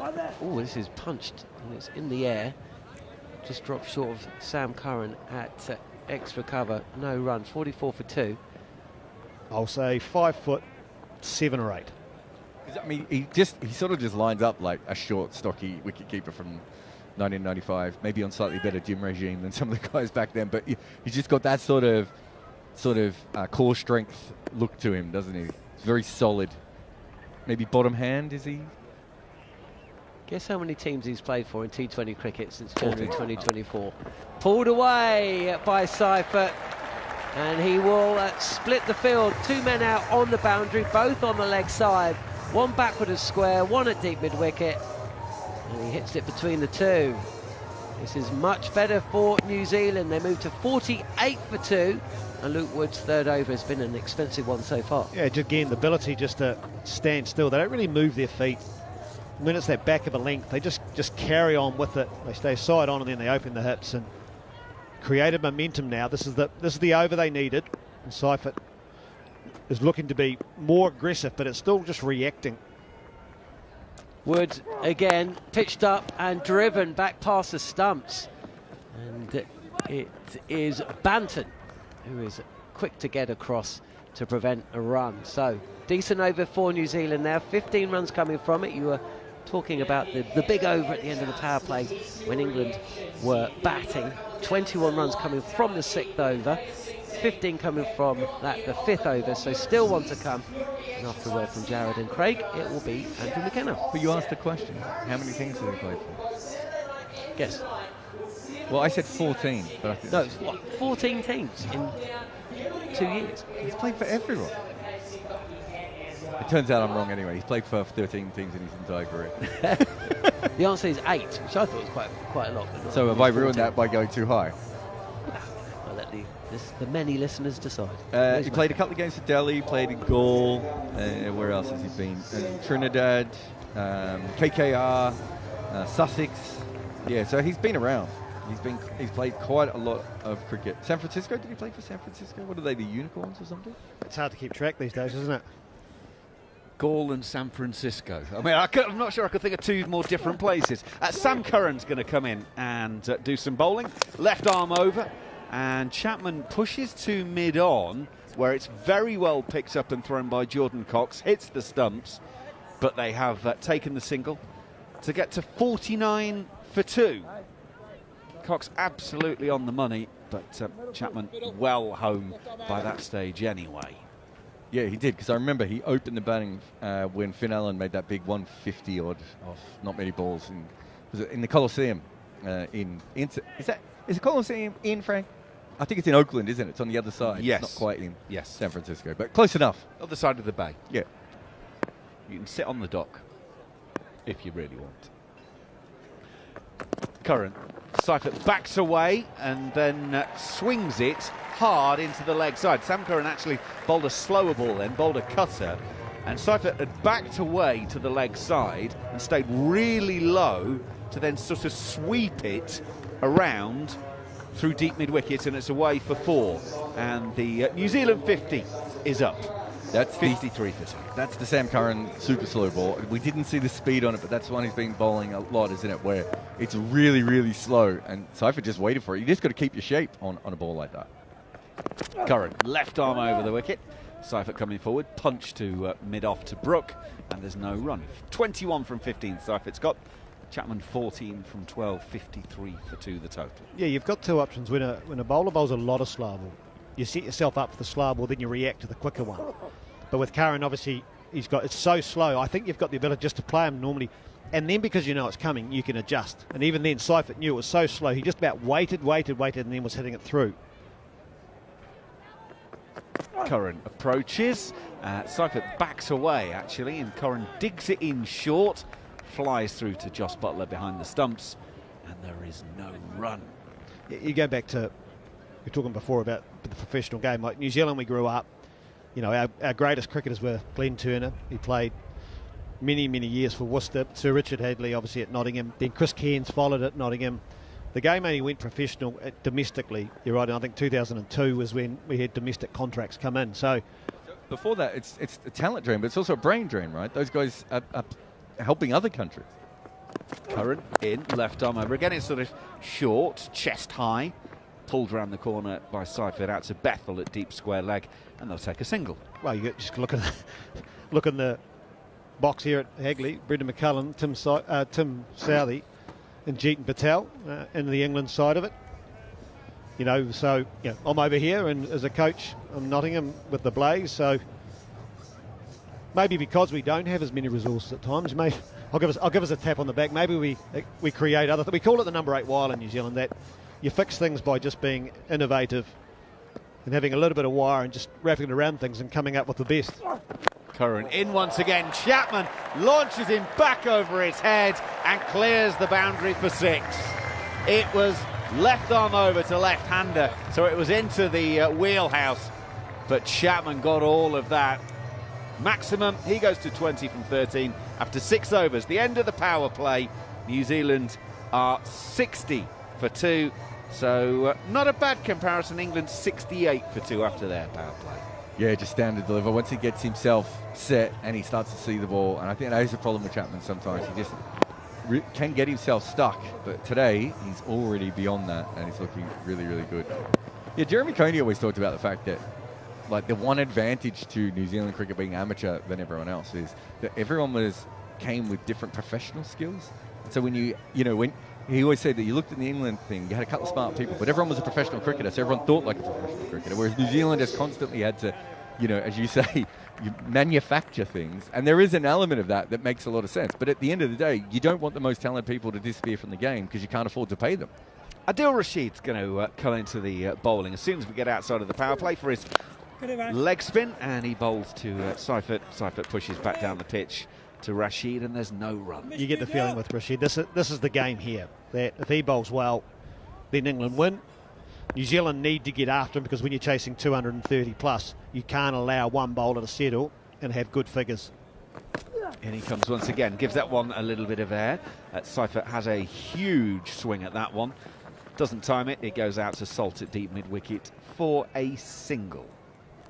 Adil Rashid, the small matter of 141 wickets in this form of the game, a best of 4 for 2, and he's taken 4 wickets 3 times. What you love, you even watch him now, he's just moving the field. He just knows his game. He knows what to do. As a leg spinner, he's going to get hit for the odd 6. And he comes to the left-handed Chapman, hurries on to him. Chapman plays a good shot though, punches down to mid-off, long off really, Bantamore field again, just a single, 62 for 2. Yeah, as he often does, just starting with that slider. It was a lot quicker, as you said, Macca, at the top of off stump. And Chapman gave himself a lot of room and then suddenly realised he was in a bit of trouble there. Seifert waits. Bat raised. Rashid comes in. Oh, and he's got hold of this one into the leg side. Clears the leg side. Harry Brook hit some bombs earlier. That's every bit as big as those. Seifert got all of that one. 50 partnership between the two of them with a big 6 off of Adil Rashid. More of a leg spinner, just got a little bit of flight, 92 metres from Seifert. It does show it's a good surface when the ball's flying up over the grandstand at Hagley. Another ball, they're just about to be running out of them. $120 US a pop, Mac. I don't know if you've got your maths here. I think I was watching Mark Chapman because it was a Hong Kong game when I found that out, because I kept getting hit into the apartment block and the CEO in the background went 240, 360. Oh, He was just counting them out. And like as a coach, we want our bowlers to bowl with a new ball and get used to it. We want our batters to face the new ball and get used to it. But I think 80 pounds, you're sitting there going, well, I want them. Rashid in, outside of the off stump. Seifert weight on the back foot, but hitting all along the floor down to long off for a single, 69 for 2. And then at the end of training, you ask your players, let's just go have a look around the bushes. They're like, what do you mean? It's like, well, I've got the director on my shoulder saying budget's blowing, because it is. That's the cost of them, and you just can't get no discounts on that. It's ridiculous. Adil Rashid goes in. That one's got some loop on it. Left-handed Chapman will clip it out to Bethel at deep mid-wickets. Single to end the over. 7 gone, 70 for 2, so 10 and over. The rate is basically 2 a ball, so let's call it 12 and over. So they're slightly behind, but it's not a bad base. By the way, just one thing about the fourth umpire coming out with the box of balls. Tony Gillies is doing fourth umpire duty on this one. he wasn't supposed to be involved in this series. Sean Haig was going to be part of the officiating crew, but got ill just before the first game. So they called Tony Gillies, who's actually been retired 6 years, and said, do you fancy coming and doing a bit of fourth umpire? And he was like, yeah, what the heck? You know, it's only a couple of hours drive. So he stood in the middle with an umbrella getting wet the other day, because obviously the fourth umpire has to stand next to the pitch at all times. And now he's coming in and out with boxes of balls, which he wasn't expecting to do a few weeks ago. Christmas bonus, isn't there? I was going to say, match fee. There's been no Tony yet, been crying out for this, Hugh Buke, just before Christmas shopping. His kids are very happy, yeah. Liam Dawson into bowl some left arm spin. Now he's bowling left arm around and across the left-handed Chapman. Chapman has cut this one hard to cover for a single. Interesting, England have brought Adil Rashid on with a left-hander out there, but Seifert actually has a better record against leg spin than Chapman does. He averages 33 with a strike rate of 143, so he doesn't mind the ball spinning away from him. My memory of Chapman from way back when I tried to ruin his career was that he was incredible against left-arm finger spin, though. Liam Dawson in, left arm around. Immediately Seifert goes on the reverse to hit to what was deep point and now becomes deep square leg. We'll take a single, 72 for 2. And going around the wicket, I sometimes wonder, as a left armer to left-hander, you know the ball's from a batting point of view, it's going to land in your arc or under your eye line. So what was interesting there, though, Dawson did chuck it out wider from around, so he's creating quite a big angle. Hard to get over, backward square. Dawson in. Well, that would have been a wide going across the left-handed Chapman, but Chapman was swinging at it and ended up getting an underedge that rolled about 4 centimetres, no run. And that's a good example of big angle across him, going from outside leg stump to way outside off stump. Dawson gets the ball exactly where he wants in his fingers. Now comes into bolt, and that was quick. And Chapman was swinging hard at that one. Inside edge onto his pad. Rolls out on the offside, no run. He's such a better bowler now, Dawson, than he was when he was younger. And his ability to bowl left-handers in limited overs cricket is a huge part of that. And there was a SA20 game where they didn't bowl him. He was the best bowler in the tournament. They didn't bowl him to the 17th over because of matchups. So I was like, you don't need to worry about matchups with him. Weight on the back foot from Chapman to this one outside of off stump. Gets it down to Jordan Cox at long off, and they will come back for a couple, 74 for 2. Yeah, they're interesting, aren't they, matchups? I mean, I know there are stats there, but also are they relevant to the pitch you're playing on the ground? Well, also, like in that case, it's like the matchup makes sense. There were 2 left-handers there. You don't want to bowl Liam Dawson, except for the fact that Liam Dawson's good at bowling against left-handers. So that for me, you've already ruined your own idea of a matchup. Dawson in once again. Chapman cutting hard, and it goes out to deep cover to end the over. 8 gone. Chapman's got 26 from 20. Seifert's got 31 from 22. New Zealand 75 for 2 after 8 overs, trying to make 162 more runs from 72 balls to win this game after England posted the highest score on this ground, 236 for 4. So it is a big old ask for New Zealand, but they are underway and trying to make it. Craig Cummings moved out, Alex Tudor's moved in to join Jared Kimber and myself. Good effort so far. Enjoyable this. Good effort. I felt in your New Zealand great chat. Got to talk about Martin Crowe. I knew you would be upset. Listen, it was Craig who said that Kane was a lot better than Martin Crowe, and you know that I was going to... Martin Crowe, people, honestly. Sam Curran to start a new over that Chapman just blocks back on the offside. I'm going to shut up so they can carry on arguing. I mean, to be fair, Tudes, maybe someone recently wrote a book about the greatest 50 batters of all time, available now on Amazon. And I didn't have Martin Crowe and Kane Williamson that far apart. But why don't you tell the story about bowling to an old Martin Crowe and being embarrassed? Well, it's not that I bowled to him. I played in a side with him against Australia in '97. That's a John Paul Getty's ground. Cool. I mean, that's a clang of a name to start with. Curran in, bowls a very slow loopy ball that Chapman has hit to mid-off. They take the single. Banton does the, Harry Brook does the fielding. But that was that slow loopy one from Sam Curran again. Right, carry on. And it was a select 11, so Mark Nicholas was our captain. And it was myself, Ben Hollyoak, Graham Hick, Robin Smith, like some serious players. And Martin Crichton picked up a bat for 3 years, played a round of golf with Mark Nicholas the day before. His knee blew up. He said, look, Skip, I can't play. Like, I can't call someone now. I need you to play. Went away, ladies and gentlemen. He proceeded to get 115 not out against McGrath and all the gang. Sam Curran goes in, left arm over to the right-handed Seifert. Punches to mid-off to Brook, no run.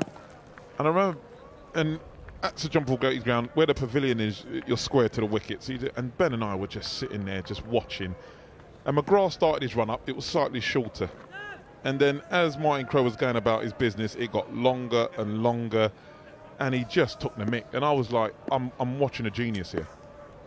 Not picked up a bat in 3 years. Curran, oh, he's bowled a wide. Straight across the right-handed Seifert, and so he'll have to bowl that one again. 77 for 2.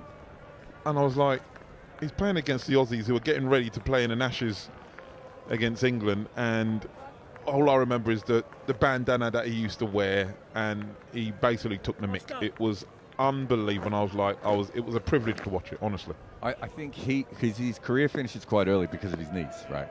I actually think he would have been better in his 30s than he was in his 20s because he was so technically correct and he was a genius. Curran bowls left arm over. Seifert hits hard to Brook at mid-off. They will take a single. 79 for 2.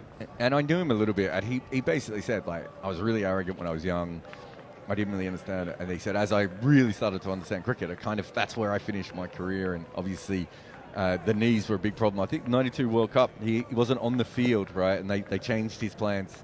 He was very bitter about that. I think that might have been the last conversation I had with him because he was still bringing it up right at the end. Curran to bowl left arm over to Chapman. Chapman gets a shortish ball that he helps round to Cast. Down at fine leg. Single taken. 79 for 2. Macrolitis. My favourite Martin Crowe story was where I said to him once, you've got the best top score of anyone in cricket. And he went, what do you mean? I said, 299. Who's going to forget 299? I said, it's so good. If you made 300, no one would remember the number. He goes, yeah, would have made 300 though, wouldn't I? Yeah, exactly. Final ball of the 9th over, about to be delivered by Sam Curran. Oh, he's delivered a chest-high full toss that Seifert has whacked onto the roof of the pavilion, and it's gone for 6. It's going to be a no ball as well for height. Sam Curran will get the obligatory warning. In fairness, it wasn't particularly quick. It was one of those slower ones that slipped out of his hand a bit. But yeah, it was armpit height, really. We've talked about baseball quite a lot today. That properly was out of the baseball school, and that has been absolutely walloped for 6 by Seifert. It's not always easy to hit those that hard, because it's slightly too high, isn't it? Yeah. Dealt with beautifully by Seifert. Manu had one on a free hit. Is this their 3rd free hit? And they haven't scored off one yet, I think? I think that's right, yeah. Well, Seifert's now got 38 from 25. It's the final ball of the over. Can't change the field unless the batters change ends, and obviously because it went for 6, they won't be changing ends. So it is same again as far as England are concerned. Curran goes in, and he's gone across Seifert. I thought I heard the sound of a nick. I think he's actually nicked it through to the keeper, but because it's a free hit, it doesn't matter. But he's ended up on the floor because it was so wide and he was just swinging hard. Anyway, that's another free hit that goes for a dot ball. And it's 9 overs completed. Definitely hit it. There's an element of, it looked like just for a moment he'd replaced his spikes with ice skates. Just like, his balance was so weird trying to play that. I understand it. And it was good bowling by Curran as well. But yeah, that's 3. I think the strike rate on free hits is about 230. So they're below that. Quite significantly. So they're about, if you look at it from that point, they're about 6.4 runs behind where they should be. It's 151 more runs to win this game, and there are 66 legal deliveries to do it from. Dawson will continue, and will be bowling left arm around, and he's bowled a wide. He's going across Chapman, the left-hander, and that was a pretty easy call. for the umpire. Raises the arms, 87 for 2.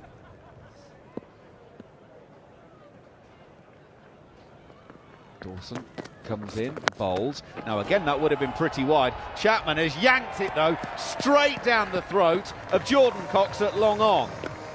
That's a ball that is so wide outside of off stump, he could almost be playing that through the offside, cover, extra cover, maybe even point, and he's yanked it to long on, and New Zealand are 87 for 3. Yeah, Chapman be disappointed with that. But when you see Jordan Cox underneath the ball, a bit like my good friend Chris Jordan, you might as well ball back to the pavilion. Good fielder, good pair of hands, and Chapman has to depart for 28 and 24 balls face. And just going back, you were talking about Liam Dawson and how he's evolved as a bowler. I remember, you know, I was at the back end of my career and he came in. But with spinners, they get better with age, and he's done that. And as you said, he's been your go-to, and you know, you go back to the matchups, a left armer can't bowl. It's nonsense. You know, a good bowler is a good bowler regardless. It wasn't a thing back then, it's a thing now. And I remember watching a game with Shakib Al Hasan in an IPL game, and he didn't bowl because Mo Ali came to the wicket. And I was like, but he's just got a wicket, he's bowling beautifully. All of a sudden he didn't bowl again, so he's got a wicket. He had gone for about 4 off the over and then weren't seen again. I just think sometimes you can think too much into it, and you just got to go for that feel. And if you know you're bowling well as a bowler. Well, it's quite interesting what he's done to Chapman. So he bowled wide full ball to begin with in the previous... No, sorry, he bowled a length ball wide originally, and Chapman mishit it because he wasn't expecting it. Then Chapman set up for the wide ball, and he bowled a straight fast one at him.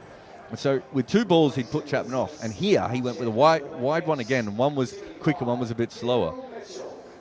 In the end, Chapman's made a mistake. I don't know why Chapman tried to hit that back to the leg side, Jude, because that wasn't a good ball. He could have hit that straight back over his head, and at the very least got a 2, but probably a 4. Instead, he tried to drag it to the leg side. But what my point being is, he's given him multiple looks, and so Chapman wasn't sure what was going to come next, and that's because Dawson is very, very good at bowling to guys who he knows are trying to whack him out the park all the time. Big Daryl Mitchell, the new batter. And now we'll get a good idea of how tall Seifert is when they're standing next to each other. Absolutely. 87 for 3. Daryl Mitchell's 84th game of T20 international cricket. Best of 72 not out, which he's actually made twice. One was in a World Cup final, wasn't it, against Australia? No. Oh. Daryl Mitchell coming forward to Dawson, pushes out on the offsides. 72 not out against England in Abu Dhabi. That was the semi-final. I knew he made runs in one of those games. November 21, and then also Pakistan at Christchurch, January of last year. Dawson to Mitchell, forward, pushes back past the bowler. They're going to take one. They've run it really hard. Well, one of them has. Yeah, and we're thinking about 2, but sadly, Seifert wasn't pushing quite as hard as Mitchell was. Yeah, so Mitchell, that was the game where Mitchell just started banging England back down the ground to win the game. I think he might have made runs against Australia as well, but perhaps went out before he could have the same impact. But he wasn't really thought of as a T20 player before that little period. No, 8 50s he's made. Averages just under 27. So, it's not really been his thing. He's another slow starter as well. Quite often takes a little while to get going, but once he gets his range, everything disappears. Dawson into Seifert. Seifert turns through mid-wickets. Pushing a little bit harder that one. Might be because he hit it, but there's only a single there. 89 for 3. Yeah, Daryl Mitchell's strike rate in this form of the game in 80-odd games, 137.5. It's one of the reasons that Kane Williamson and him really can't play together. They play in 2 different positions, but they both take a lot of balls to get to the situation where you need their other skills to come out. Dawson for the 5th ball of the other. That's a really good delivery. Mitchell's done well to push it back past the bowler, and we'll take a single to long on. So it's 3 singles off the bat, plus the wide and the wicket in the over so far. 1 for 9. With 1 ball left of his second over coming, and 1 ball left of the first half of the innings. Seifert will be on strike for it. It's a quicker one, hurries on, and it's just punched to Harry Brook at extra cover. That is the first half done of the New Zealand reply. They have been set a mammoth 2:37 for victory at the halfway mark.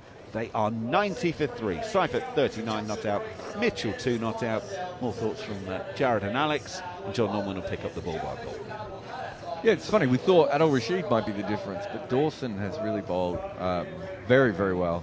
I haven't seen much of him in the 100, but I've seen a lot of him in the SA20 and some of the other leagues that he's bowled in. He's just his ability to work out an individual plan for each batter. He bowls very differently, but he reminds me of Michael Beer. Do you remember Michael Beer, the Australian bowler, who in the Big Bash, I thought Michael Beer's big skill was literally, okay, this is the pocket for this guy and this is the pocket for that guy, and I'm going to hit each individual pocket. That'll slow them down. Here is Rashid, and Darryl Mitchell will take a single through mid-on. He moves to 3, 91 for 3. I was only thinking of Michael Beer the other day. You know Stuart Broad's comments about this being the worst Australian side since 2010-11. Didn't Michael Beer play? And Xavier Doherty. Well, that's what, and they didn't select Nathan Horrocks. This is that touch wide, tossed up by Rashid. Seifert's taken the bait, and Jordan Cox takes the catch at mid-wicket, and that something had to give, you felt, and Seifert has given it away. He's gone for 39, and Rashid picks up his first wicket of the innings. New Zealand 91 for 4. Yeah, Adil Rashid coming in and doing what he normally does, is take wickets. So crucial for England. And he just gets better with age, does Rashid. And as I said, if the ball is in the vicinity of Jordan Cox, you might as well just turn back. Safe pair of hands. Tim Seifert has to depart for 39. Well played, 39. But I think New Zealand needed him to go on. Yeah, especially with Mitchell. If it takes Mitchell 7 or 8 balls to get started, now they've got 2 new batters at the crease, right? And certainly one's going to start a little bit slow, so they can get behind the rate. So I think that was a really important wicket.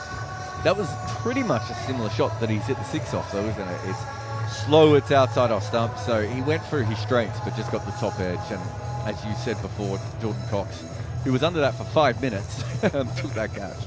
Jared, there are 7 wrist spinners in the top 10 rankings. Adil Rashid is one of them. He is the 6th best T20 bowler. 7 wrist spinners in the top 10. Can you name them? Tabraiz Shamsi, Kuldeep Yadav. So we've got Adil Rashid, Rashid Khan. Oh my God, what's Rashid Khan's mate? The left arm wrist spinner. Nur Ahmed. Okay, where else am I going here? I'm trying to think who's.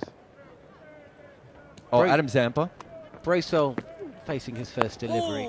Beautiful forward, compact, defensive shot there for no run. Sees off the first ball, 91 for 4. Rishad Hussain from Bangladesh, is he in there? No. Okay. Oh, are you counting Abrar Ahmed as a wrist spinner? Yeah. He's not. 6 on the pads and flicked away for a single. Do you know, you could have, though. In fact, I would say Varun Chakravarti is now a wrist spinner after starting as a finger spinner. Was he in that list? I think I really should have the list in front of me, shouldn't I? But yes, I could just be making names he's up. The number 1. No, I mean, I remember it. He's number 1. He's the number 1. Then I'll give you bowler. 7. I mean, Abrar sort of bowls everything, doesn't he? So there you go, 6.5. Slower delivery. It's a leg break, and Mitchell's got all the time in the world to smash this. It's and he smashes it straight back to Adil Rashid, who puts down a very tough caught and bowled opportunity. I mean, he had so much time, Mitchell. He's got 2 hands to it, actually, Rashid. He'll be disappointed he didn't get this. But it's been put down. Another chance goes down at Hagley Oval. Rashid into the left-handed Bracewell, who helps this along through mid-on for a single. New Zealand going nowhere very, very quickly. Rashid's second over has gone for just 4. He's picked up the wicket of Tim Seifert. And New Zealand, the win probability is hovering around 1% from here. And I can tell you that there is just a little threat of rain coming as well. So 143 needed from 54 deliveries. If you're tuning in on TalkSport 2 or via the TalkSport Cricket YouTube channel, are you checking out the T20? I am. You're wrong as well, because you forgot Hasaranga. Yeah, I'm not saying that you'd reached. Oh, I hadn't got them all. Yeah, okay. you hadn't got them all. Yeah. Noor because Ahmed. you named a couple that were incorrect. At the Yeah, start. Noor Ahmed's not in the top 10. Noor Ahmed isn't in there. Yeah. Bishnoy's 18 though. Weirdly enough. Dawson, start of his third over. It's bowled brilliantly so far. So left arm. Oh, is there a little edge there as Bracewell playing deep in his crease and playing back, trying to cut this ball. He's been put down behind the stumps. No real reaction from keeper or bowler. I thought I heard a noise there. 94 for 4. Chakravarti's not in. Oh yeah, so no, you're right. Chakravarti's number 1, isn't he? Akil Hassan. So there's another spinner up there as well. Yep. This is a touch of width. Bracewell goes with the lofted drive. Fielder running in, and Banton takes this catch cleanly and comfortably. Minimum celebration from England. They feel this game has been won. New Zealand 5 down now. That rain might not matter. 94 for 5. Miles off here at Hagley Oval, and England looking good to move 1-0 up in this 3-match series. Yeah, New Zealand struggling, and Liam Dawson using his experience again. He's just drifting that ball, and Jared, as you said, you know, he's very smart, even with the matchups. He knows that the left-hander's trying to hit him leg side, so he just bowls it wider outside that offside line. It's very seldom that batters are looking to go that way. They can now. But Bracewell has to depart in this well bowl from Dawson. 2 for 9 from his 2.2 deliveries he's bowled so far, and so good for Harry Brook to have those two experienced spinners within his side in tandem in Rashid and Dawson. What do you do now, Tudes, if you're New Zealand? You know, Nishan's in, Mitchell's only faced 5 balls. They need 143 from 52. Are you thinking ahead to the World Cup? Do you want game time, or do you want the guys to have a decent dip at it? Like, what's the plan here? Yeah, it's massive, isn't it? I mean, listen, I'm all about, let's just win this game, but the bigger picture, isn't it? There's a lot of time left in this game. Here is Dawson, first ball to Jimmy Neesham. I think we know how he's going to play. This is cut to Sam Curran, who is at point, and it's fielded back to the keeper. No run. England have been all over New Zealand, really from the first over. 11 runs coming from Matt Henry's first over. He went for 45 from his 4. None of the bowlers really got on top of England, as Neesham will pick up 4. Cox was interested. That wideish long on for a second or two, but this has been steered through vacant mid-wicket. So, as I say, I think Neesham will play for his shots. Mitchell has provided some middling scores over the course of the last 12 months or so. Last T20 50, quite some time ago, on the up and driven through extra cover for a single. Neesham moves to 5. The score 99 for 5 here on TalkSport 2. The Kiwis need 138 from 49 balls. They're to manage that, then we are set for something ridiculous. Mitchell sets himself. Does play at his own pace. Dawson is in, and this is flicked through mid-wicket. Cox comes in from the boundary, or Bethel rather. He hit 24 at number 3. He was dropped on 7 by Seifert behind the stumps. More catches going down today. Brook was put down again on 40. He went on to hit 78. Phil Salt top scoring again with 85, but a lovely little cameo from Tom Banton. 12 balls faced, he hit 29, and that really propelled England past a score that you felt was chaseable. Average score at this ground is 155 coming into this match, but they might get there. Is hit back past the bowler from Mitchell, who will take 4. Very straight down the wicket. Banton is actually at long off, but can't cut this ball off. If you look at the amount of T20 games played at this ground since they started playing international cricket here, I think about 80% of them have been played by Pakistan. The joke, or the feeling is in New Zealand, is that they do seem to see the same teams tour every winter or summer in New Zealand. 133 needed from 47 as Mitchell this time targets mid-wicket, and he's been picked up by Phil Salt. 2 hands above the head, as comfortable as you like. It's 4 and out for Mitchell. He's got to depart for 9. Rashid picks up his second wicket. New Zealand now 104 for 6 and falling away very, very quickly at Hagley Oval. I mean, it is so nice, you know, in the modern game to see good boundary size.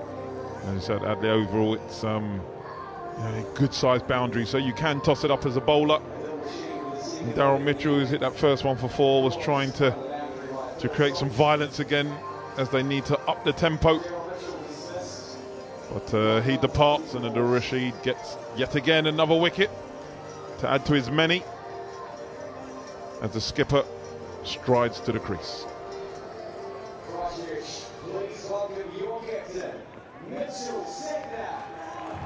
Mitchell Santner walking to the crease. So this isn't a Tannoy guy. In New Zealand, I always find it odd. I've said this before, but they don't do it in T20 cricket. I was just listening to hear that every single time a player walks to the crease, they always tell the crowd his test cap number. And it must be the only country in the world where they do that. And I still don't really understand why they do it, because it's not really that important. Welcome to the crease, not the man who scored 30 test centuries, but New Zealand test cap number 203. It's... Oh, you don't know. Oh, it's Kane Williamson. Have you ever heard the story about the Australian test cap numbers and why they had to switch 2 around? I do know this. Does it involve Michael Slater? Yeah. Here is Rashid. And Santner gets off the mark first ball with a beautiful drive through extra cover. Really lent into this. Big step down the track and smash this through the covers for 4. Wasn't even that close for half, was he? No. Just a beautiful shot. Didn't spin that much, maybe. Tried to bowl a traditional leg break. Yeah, Michael Slater got picked for Australia and got really excited and went out and got his test number tattooed on him, not knowing that... Here was Rashid on the pads and defended to the leg side, no run. That was the wrong in that one. Not knowing that there were 2, obviously, debutants in that game, and Cricket Australia did it on alphabetical order, not batting order. And so they had to, so for the only time in the history, they had to change the numbers to reflect the tattoo. Because that's the way things should work. Here is Rashid, and stepping away is Santner, but can't force this ball through the offside. No run, 108 for 6. So who was the other player? I think it was Brendan Julian. That was the name in my mind as well. Pretty sure. He didn't play that many tests. BJ, No. maybe 7 or 8 tests? Good cricketer. He was our overseas with pro you, at didn't Surrey. he? I was going to say, did he play he for you? played at Surrey, didn't they all? This is turning back into the left-hander. Santner will pick up 4 again. Beautiful, beautiful shot. Through extra cover again. And away to the boundary. Santner moves to 8, 112 for 6. 7 overs remaining. And New Zealand need a fanciful 125. We had a very, very good one-day side with him and Chris Lewis. They used to bat sort of 7 and 8. Honestly, for tall, like both 6 foot plus. The running between the wickets was ridiculous, honestly, and there were gun fielders. Yeah, they're both great athletes, weren't they, as well? I think Brendan Julian sounds like a character from Family Guy. You mean his voice? Yeah, it's the exact same. Which character? The guy in the wheelchair. What's the guy? Joe Swanson. Honestly, listen to him. Next time he's on, get Joe Swanson up. I swear it's Brendan Julian. Dawson is in. This is a slog. It's very, very wide and left-handed Mitchell Santner. Considering how well he's been playing through the offside, it's almost a surprise that he plays this to leg. Takes a run and moves to 113 for 6, New Zealand. But that voice, that's Patrick Warburton you're talking about. I'm just, honestly... He's about 3 octaves lower. And I don't even know what an octave is. Listen, next time he's on, there is a similarity there. Brendan Julian, as Santner pushes this, that was Neesham, so apologies for the last delivery. Pushes this through cover, and Banton comes in and fields 114 for 6. He was almost another one of those Australians who sort of crossed over out of cricket to like normal presenting. He did some tourism shows and stuff, because there's a long history of like Max Walker and Mike Whitney being more famous outside of being cricket than cricket. This is placed to square leg by Neesham, who moves to 7, 115 for 6.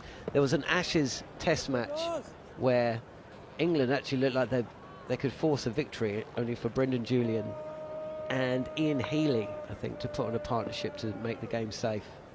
I think that was probably as good as it got for him, because he struggled at test level, didn't he? Goes downtown this time, does Mitchell Santner, just gets the ball over the fielder at long on. 6 runs from the bat. I love that Santner's just been sitting there going, guys, it's obviously easy to hit boundaries. What have you all been doing? He's come out, he's hit 2 through the offside when Rashid has bowled slow leg spinners to him, and this one just clubs Dawson back over his head. I'm not sure how many boundaries Dawson's gone for, but can't be many. This is fired in well wide of the left-hander, and a wide signalled. 123 for 6. Yeah, that last one, he just got it too close, didn't he, to Santner? That's his plan to the left-handers, just bowl it as wide as he can. Wide again, and Santner goes and reaches. The ball lands in the banks over long off. 2 sixes from the over. Santner might be feeling he should have pushed himself up the order. He moves to 21 in a blink of an eye, and New Zealand move to 128 for 6. 1 ball remaining of this Liam Dawson over. This is going to probably be called wide down the leg side. Sanders tried to pull it to square leg. He's missed it. So has the keeper, and it's sailed down to the boundary. Very, very fine leg. Ruin his figures a little bit. He's bowled well tonight. Mitch Santner's coming out, the skipper. A little cameo. For New Zealand's sake, they need him to go big. So this should be the last ball of the over. Oh, it's a full toss and it's been chipped. Does play his golf. But Jordan Cox is back on the boundary edge, so it falls safe. Santner comes back for a second, and how many runs from that over? 3, 9, 10, 11, 17, 19, 21. 21 runs Number coming one. from it. Another 6 of those. Another 6 of those, and New Zealand will still lose. I'll just have a look at this. This one's for Craig. I'm leaving now, but you look at Santner's record, he averages 25 against spin with a strike rate of 142. Quite often he comes in against pace, where he has a strike rate of 118. It's probably worth him being a permanent pinch hitter against the spin. Craig can tell me if I'm wrong. I forgot something else about Brendan Julian. No tunes. Wasn't the fact that he's a good-looking guy. He was born in New Zealand, of course. Just got he played 7 Test matches. And it was the Trent Bridge Test of 1993. Actually, it was with Steve Waugh, not Ian Healy. Neesham will take a single. He actually runs the first one very, very quickly. And comes back for a second. Bryden Cass is back into the bowling attack. He picked up 2 wickets in his first over. He picked up a wicket of Tim Robinson first ball, was smacked for 2 boundaries from Rashin Ravindra. He got the last laugh by inducing an outside edge to a full delivery. He's bowled very well as Cass around the wicket, swing and a miss from Neesham, who gives himself a lot of room, and the ball bounces over leg stump and through to Joss Butler behind the stumps. Welcome back to commentary, Craig Cumming alongside Alex Tudor. Yeah, that test match we were just talking about, 115 for 6 when Ian Healy was out in 1993, and Brendan Julian hit his test best, 56 not out. Steve Waugh hit 47, and he made the game safe. Here is Cass again, short again. Neesham gives himself room again. This time the ball bounces over off stump, and it's no run.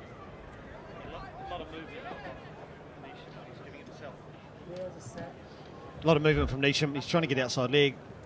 He does like to drag everything through the leg side. You don't want to take the stumps on because that's a strength. But Cass there is just changing his pace.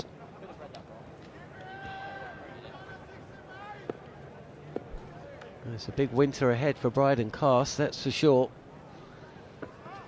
He's bowling round the wicket, and Neesham is going to pick up 4 here.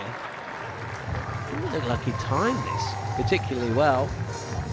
He's lobbed the ball up over the bowler, but he's got more than enough on it.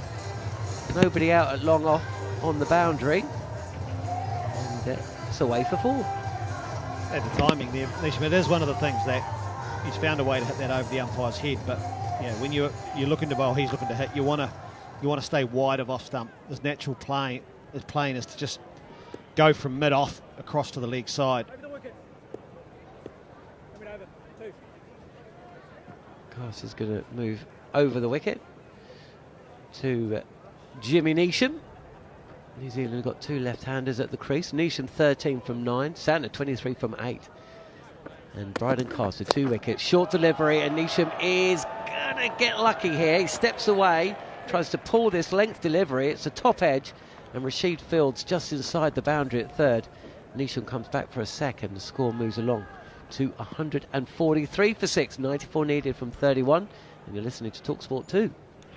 Yeah, good bowling. Just changing his length. Going in at the body.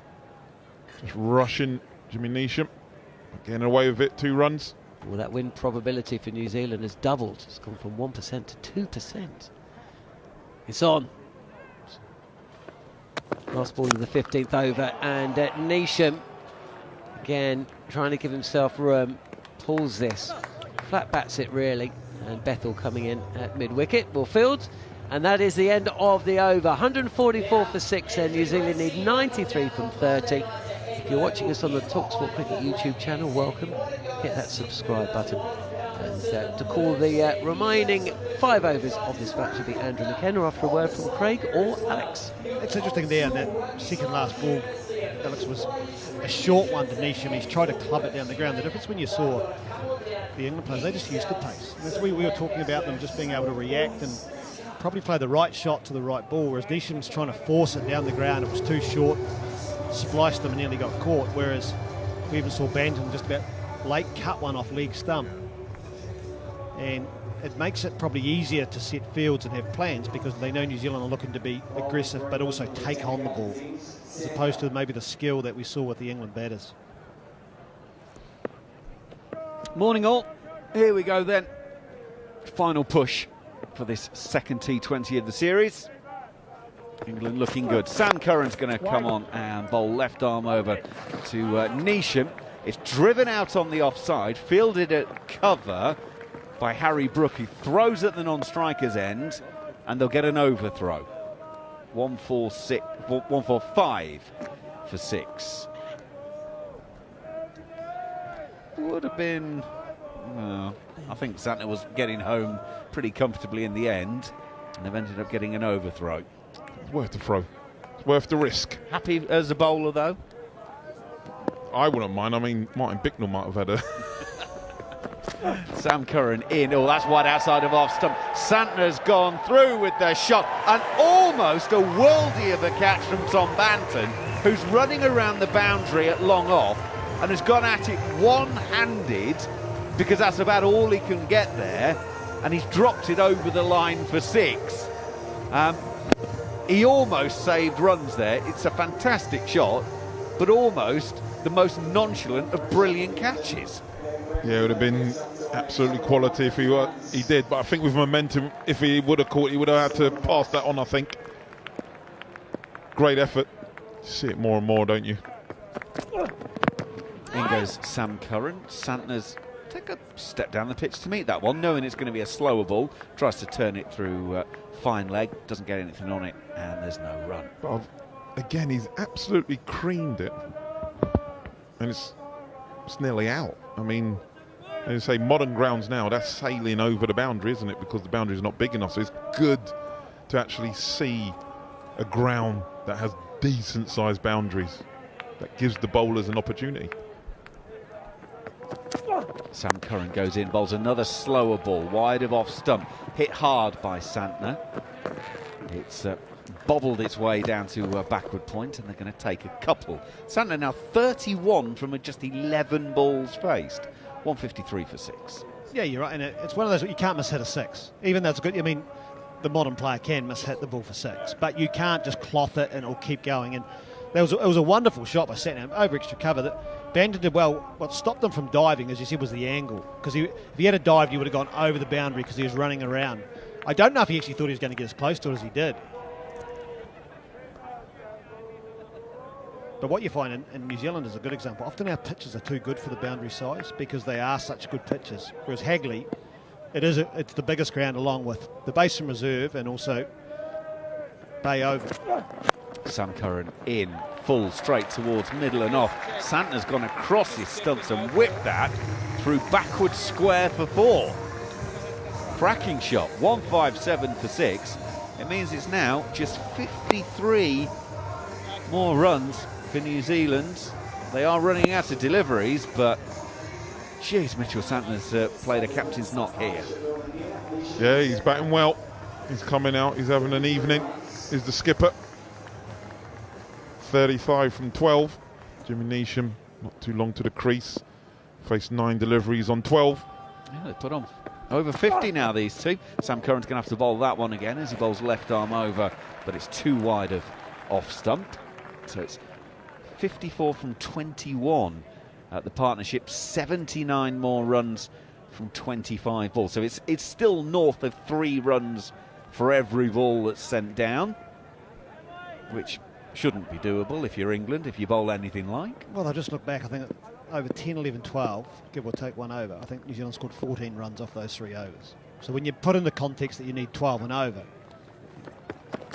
Curran in, it's another back of the hand slower ball. Santner's swing and a miss on that one, and it's through to complete the 16th over. 158 for 6. 79 now from 24. Right, Tubes. While the people are watching on the YouTube channel, if you are a subscriber, you can send us a question. And Sebastian Grammer has sent us a question.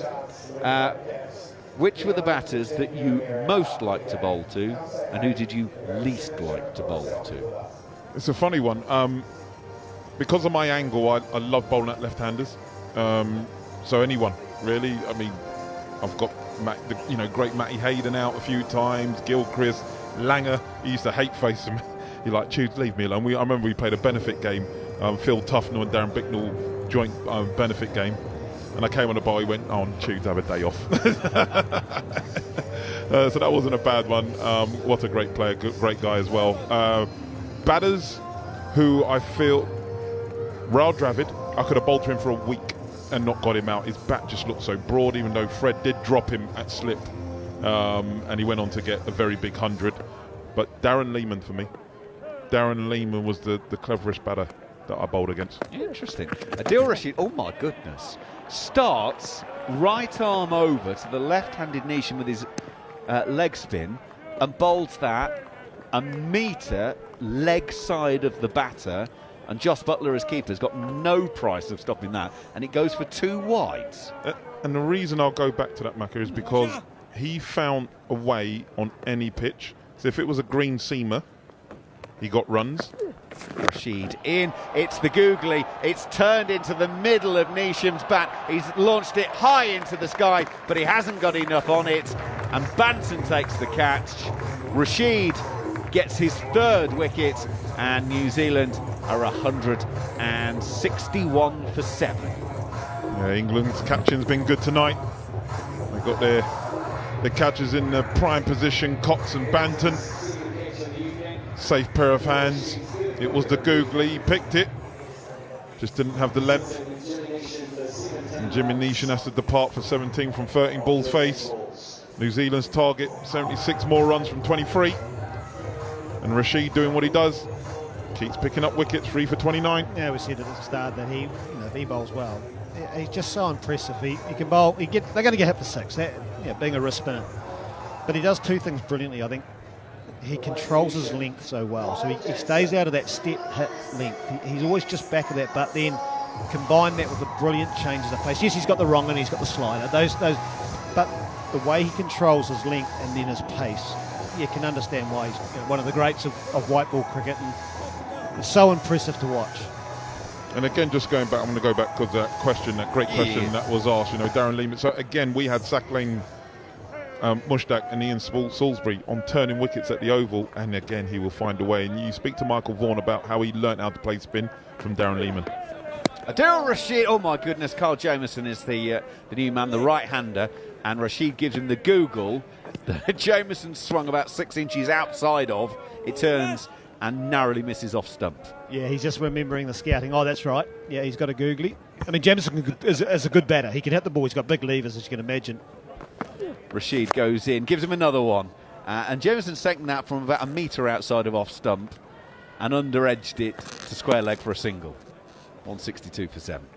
Yeah, I mean, you go back to the Australian team. I heard even, they were saying the other day about this Australian side. You compare it when people like Darren Lehmann couldn't make the Australian side. Brad Hodge, those things. Michael Hussey, what did he have, 20 hundreds before he even made his debut? I mean, that's when they were at their absolute strongest. Well, I think, you go back Stuart Law, these guys, Michael, is it Love? They couldn't get in. They were scoring runs for days in domestic cricket in our county system, but just couldn't get in that side.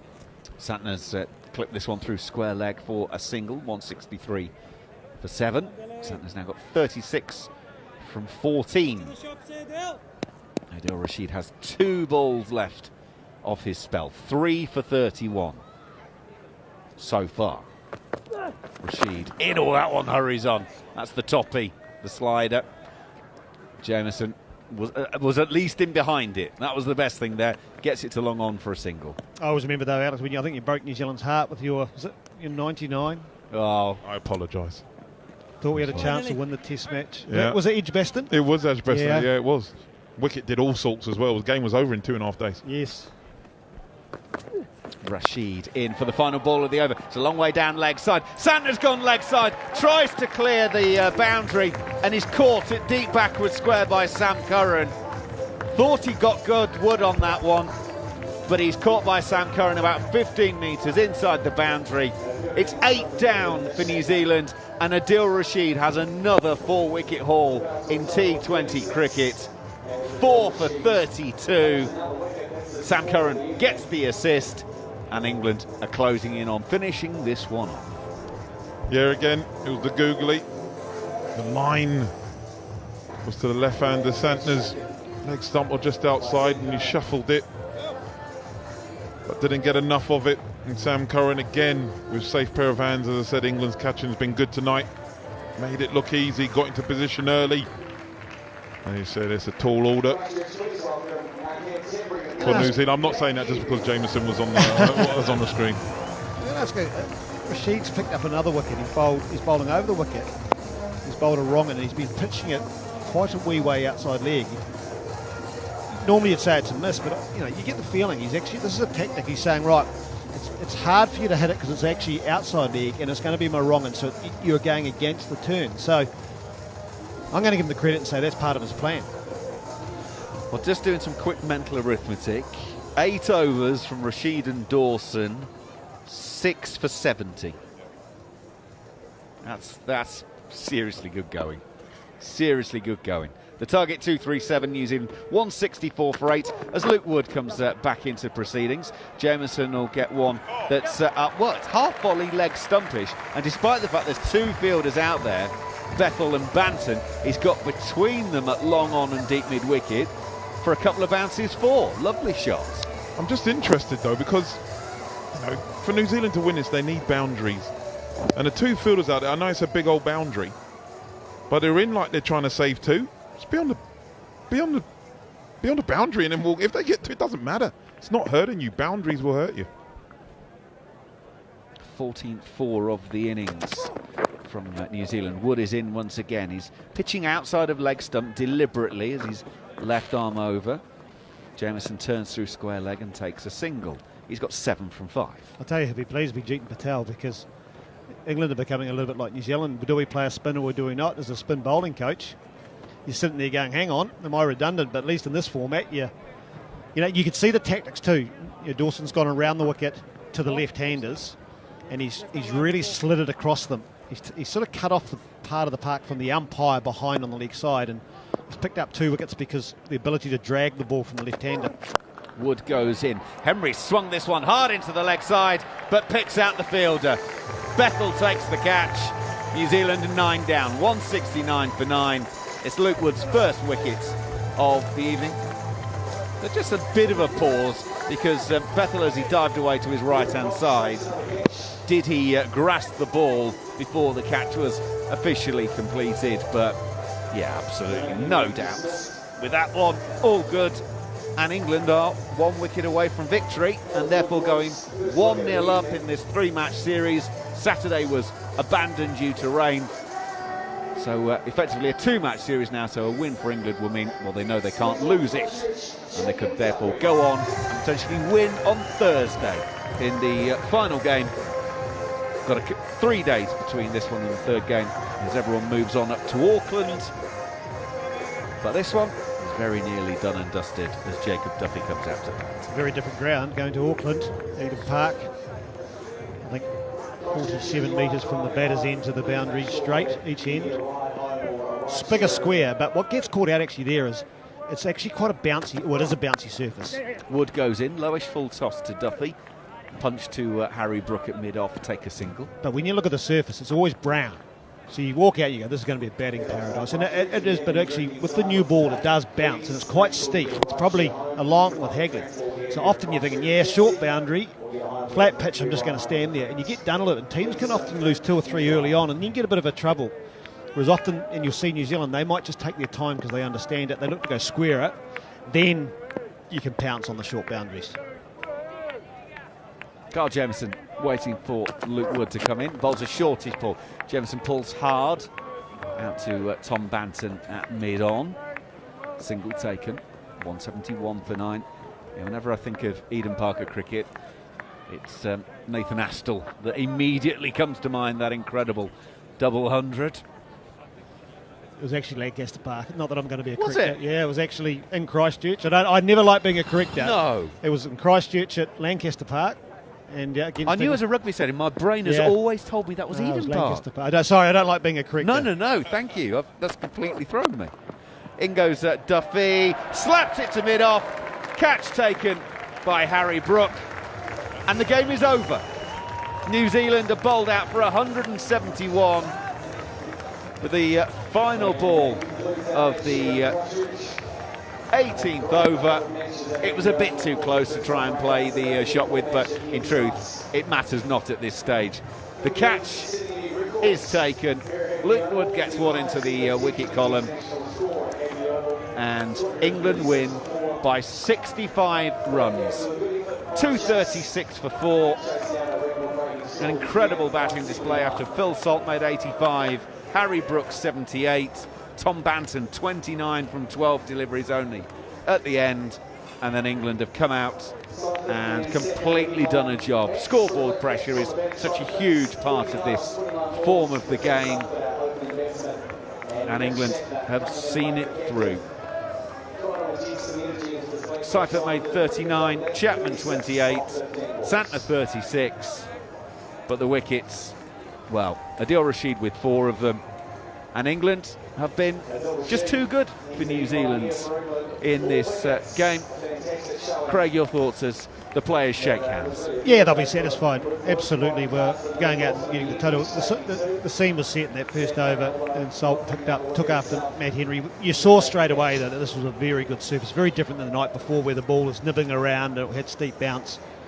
And then they just played beautifully, and the partnership, I thought Bethel did a really good job. He got 24 off 12, and he created the momentum and helped Salt out, and that just gave Harry Brook, I think he was 3 off 3, which you could say in the modern games is a slow start, but then that partnership between them, and it was the ability to put pressure on the New Zealand bowlers, and they scored 360 all around the park, but it was through high skill, and it wasn't a lot of premeditation, and they just took the game. New Zealand will be disappointed. They created a couple of opportunities and they didn't take it. You know, if you're chasing 210, you're in a far better situation going into that last 5 overs. But we saw tonight how destructive and how powerful this England batting side is, and if they come off, well, there are very few teams around the world that will be able to stay with them.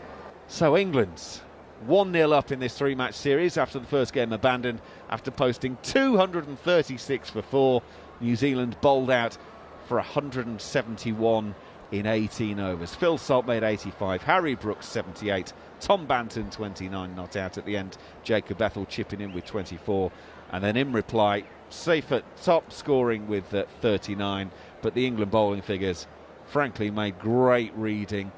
4 wickets for Adil Rashid, 4 for 32, should I say, from 4. 2 for Luke Wood, 2 for Bryden Cast, 2 for Liam Dawson.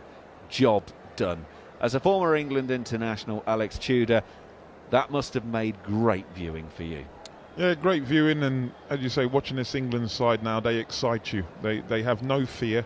I know sometimes it could frustrate a lot of people that they sort of go gun-ho and go at it, but on their day, they're absolutely brilliant. And as you said, Phil Salt at the top of the innings, he's just getting so consistent. I think he's now scored more runs. There was a stat out there. He scored more runs now than Jason Roy, who I loved, with 22 less innings. So it just shows you the form he has been in. And as I said, he's being consistent. He's not just getting those fast starts. He's now going on and getting that platform. And with the skipper, Harry Brook, coming in and hitting 360 and hitting it all over, that score was always, New Zealand were always going to struggle. But for me, where this game was won, and we said it was the spin. When New Zealand spinners in Bracewell and Santner, 77 for 1 in their 7 overs that they threw down. In the 8 overs that Rashid and Dawson threw down, they got 6 for 70. And that's the difference in it, is that wickets column. And that's where Harry Brook, he's quite fortunate as a captain. You're only as good as your bowlers, really. And to have Dawson and Rashid in the, not say the twilight of the career, the back end of the career, so they've got a lot of experience, a lot of overs over the belt. They know what they're doing, and they do it better than most around the world at the minute. And to have them working in tandem in that middle period where batters are looking to get after it, it's a great tool to have as a skipper, I reckon. Craig, let's rewind it to earlier on. Both sides unchanged. New Zealand won the toss, stuck England in again, and England came out hard. Josh Buttler, well, fairly missed out with 4 from 2, but Phil Salt, 85 from 56 deliveries, was just savage. It was, and we talked about Matt Henry, that he just picked him up. I think second ball hit him for 6 over mid-wicket, and I think 2 things happened. One, actually the ball before the first ball, he hit through to mid-off quite nicely. And I think straight away gained confidence in the surface that it's not like the other day. It's not going to hit the seam and nip round of a foot. The second one, yep, and the bounce wasn't quite as steep, so your ability from a batter, the ball sort of skids on and feels like it hits the middle of the bat. But after that, I think, and even Harry Brook, and we spoke a little bit earlier about him, saying that he's found in the last year he's premeditated too much. When I watch Salt bat, he just reacts, and because he nearly just, it's a trusting their game. I mean, they've got so many skills, and yeah, they've got the laps, they can pull that out. But between the two of them, they were looking, if the ball went down leg, they just flicked it over the leg side. They picked up boundaries that way. If it was outside off, you're playing well when you beat backward point, because you're using the pace, and if it's going to give you pace, and that just puts pressure on the New Zealand bowlers. And we can be critical, we did talk about the Yorkers, but standing at the top of your mark, knowing you're going to be bowling to Brook and Salt, I'm sure there's a fair bit of frenzy going on. You're doubting what you're doing, and you literally do hold your breath and go, I hope this goes okay. And New Zealand will be disappointed again. Fielding not quite as good. 2 opportunities you've got to take. Against England, you've got to take your opportunities. And what England were able to do was, especially with Rashid, they always ask a new batter to come in and start, especially against spin. And they were able to put pressure on that way. So, we saw the power tonight. In some ways I still thought England could have got a few more. I know that sounds ridiculous. But again, to me, it's funny because I've been over this country. We've got Brendan as the coach in the Test game, now the White game, and talking about, they're nearly reckless. Tonight I thought they were really controlled. They played with high skill, and they actually reacted to what they were being bowled. And, they weren't just playing baseball. So, to me, it was a really impressive performance. So, Craig, there might be people listening to this thinking, well, hang on, 2 days ago, these two sides, same sides, met on the same ground, same conditions, day-night game, and England sort of struggled their way to 153 for 6. So how have they been able to post 236 for 4 today? So I guess the question is, what was different today compared to Saturday? The pitch.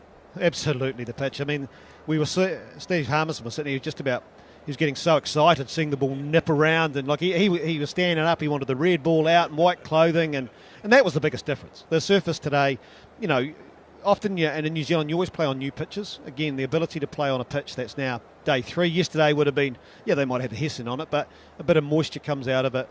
And that was the difference. And then as soon as England gained confidence, but also that was their first hit out. They've been playing a bit of golf, they've been training hard, they've been working. There's nothing like a game to make you just get a little bit more in tuned and a little bit more fine-tuned. And they were able to do that. And that's why I think New Zealand were relieved last week when they're only chasing 150 if they had got a chance, because they know what can happen. But, yeah, back to the original question. It literally just come down to the surface. It was a belter tonight. Harry Brooks, 78 from 35, Alex Tudor. All players love runs behind them if they're batters. It just gives you that confidence. But, of course, Harry Brook is a relatively new captain for England in this format of the game. So the runs almost, to me, they almost count double for him, because there's going to be that pressure on him as captain. And I think there'll be a few people that were a bit unsure. Do we want to give Harry Brook that pressure of making him captain as well? The fact he's making runs and making runs in that fashion, to me, are almost, as I say, it almost counts double in terms of the psychology for him. Yeah, 100%, Macca. I think, you speak to most captains, and especially batting captains, you just seem to have a little bit more authority if you're doing your job. And, it was never going to be a long wait to see him score his runs. I know a lot of people saying, listen, he's sort of young into his international career, even though he's played a few games now. But he scored that many runs, especially in Test level and ODI level, that you sort of feel, well, he's the only one really that is bankered to play all the games. So they most probably said it just makes sense, him playing, and the way his mind works and the way he thinks about the game, listening to the likes of Joe Root and stuff like that. I think it was a good call to give him captaincy. He doesn't stress too much. He looks like he's quite a relaxed character, and he just gets on with it. He doesn't overthink it. I know when people say, he does interviews and stuff like that, I quite like that authenticity, because sometimes you hear interviews, and you've done millions, Macca, where you can sort of throw what they're going to say. Sometimes with him, you don't know what he's going to say, and it's just that honesty that you want. And I like that. And listen, I'm a massive fan of his. I have been ever since I laid eyes on him, and I just thought, yeah, this boy's a bit special. And he's just going on and proving that. And when you see the way he goes about, and as he said, he can hit 360. He's got the power. He's not built like normal T20 players where you see them with muscles and their shirts all nice and tight and they're showing off the guns. But what he has is he sets his base. He's got very good wrists. As he said, a ball that he can hit straight, he can hit behind backward point, as Craig was saying, and that's all from the wrist. But setting yourself and playing it late under your eyes, as I'm always telling the kids at school, play the ball early, late, especially if it's doing a little bit. But it's his wrists, and that's the skill that he has, and it's fantastic to watch and call when he's batting. Shall we hear from the man himself? Because he's just been chatting with Chris Harris. Congratulations, complete performance. Pretty happy. Absolutely, I thought we were awesome tonight, and we had a conversation after the last game, and we said if we get on a flat pitch, no team's going to be able to stop us. And obviously, we had an amazing night with the bat, and then to top it off, bowling them out tonight with the ball it was a pretty awesome performance. Well, you are, pretty awesome performance yourself. 78 from 35, and the partnership with Phil Salt was pretty pleasing. Yeah, absolutely. It's nice to get runs, and Salty's been a phenomenal player for many years now, and he's got four T20 so I was expecting him to get another one tonight, but no, it's just nice to contribute. And now you're going to Auckland. Did the pitch change? Because it looked as though Saturday was a bit of a struggle. It was swinging and seaming. It looked like it flattened out a little bit today.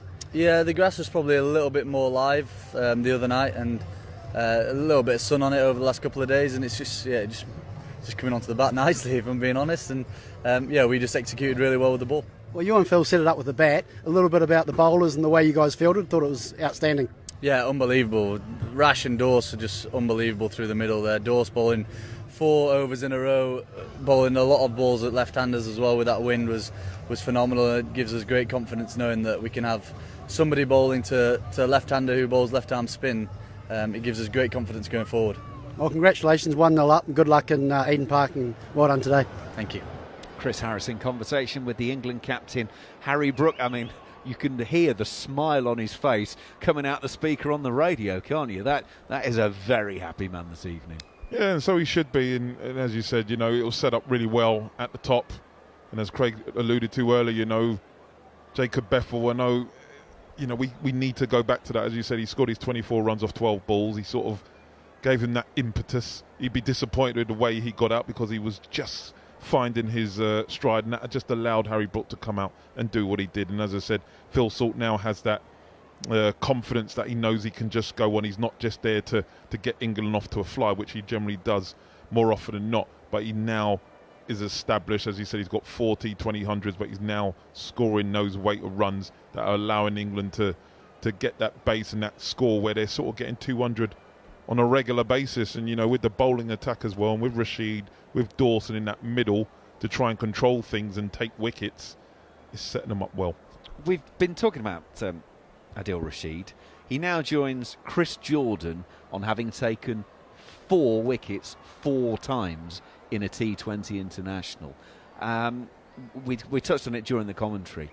He is just a stellar performer for England, and unfortunately he's nearer the end of his career than the start, and England are going to have such a huge hole to fill when he finally calls time on it, because he is just a guaranteed performer every single time he goes out, Craig. Well, you just look at the skill set of leg spin, and yeah, they've got the ability. They give you 3 options. They can turn the ball away from the right hand, or he's got a wonderful slider, and then the wrong end. So they've got, you know, the tricks in their bag. And what they've done, obviously, he's highly experienced, and he backs himself in every situation. He knows his plans. He knows that tonight, yeah, he can go for 10s if he's picking up wickets. You know, then that's fine, because they need, you know, 12.5 runs and over. But also, I mean, like you talked about before, this is a big ground, so it's nice for a spinner to come on. And he knows that if he takes a little bit of pace off it, and they look at the back, if they don't get it, getting them caught on the boundary is just as good as hitting off stump, you know, from the outside edge. And he was so smart. And again, I just said the way he controls his length is the key, because often spinners, when they get hit, and we saw it with New Zealand tonight, you get faster and follow, and you just get into that one-step zone. He doesn't. It's like sometimes he's just got the ability to pull the ball back. He's got, you know, but that comes from experience, and it also comes from skill. But you're right, it's interesting one. You talk about Harry Brook. I just get the sense in watching, and again, being in this country this summer, to me, he just doesn't look fazed by being a captain. Now, I think 2 things is great. One, T20 is nice, because tactically it's not that hard. It's 5 back, field simple, I think. But again, I just think he's got the ability he just turns up, looks like he's enjoying himself. It's not too hard. I'll go interview. He'll get sick of being interviewed, I reckon. That'll be the biggest thing. But he looks like, and then you walk into the change room and he's got a coach in Brendan McCullum, who's endorsing the way he wants him to be. So Brendan's not sitting down having meeting after meeting, which I don't think it would suit him. And I think you'll see the England team just grow and grow, and he'll grow and grow. It'll be more challenging in 50-over cricket, because tactically you've got to be smarter. You've got to be able to make better decisions. But again, if you go out and score at 8 runs and over in 50-over cricket, well then it's not a bad place to be as a captain. So I think this is the start of what could be a really special time.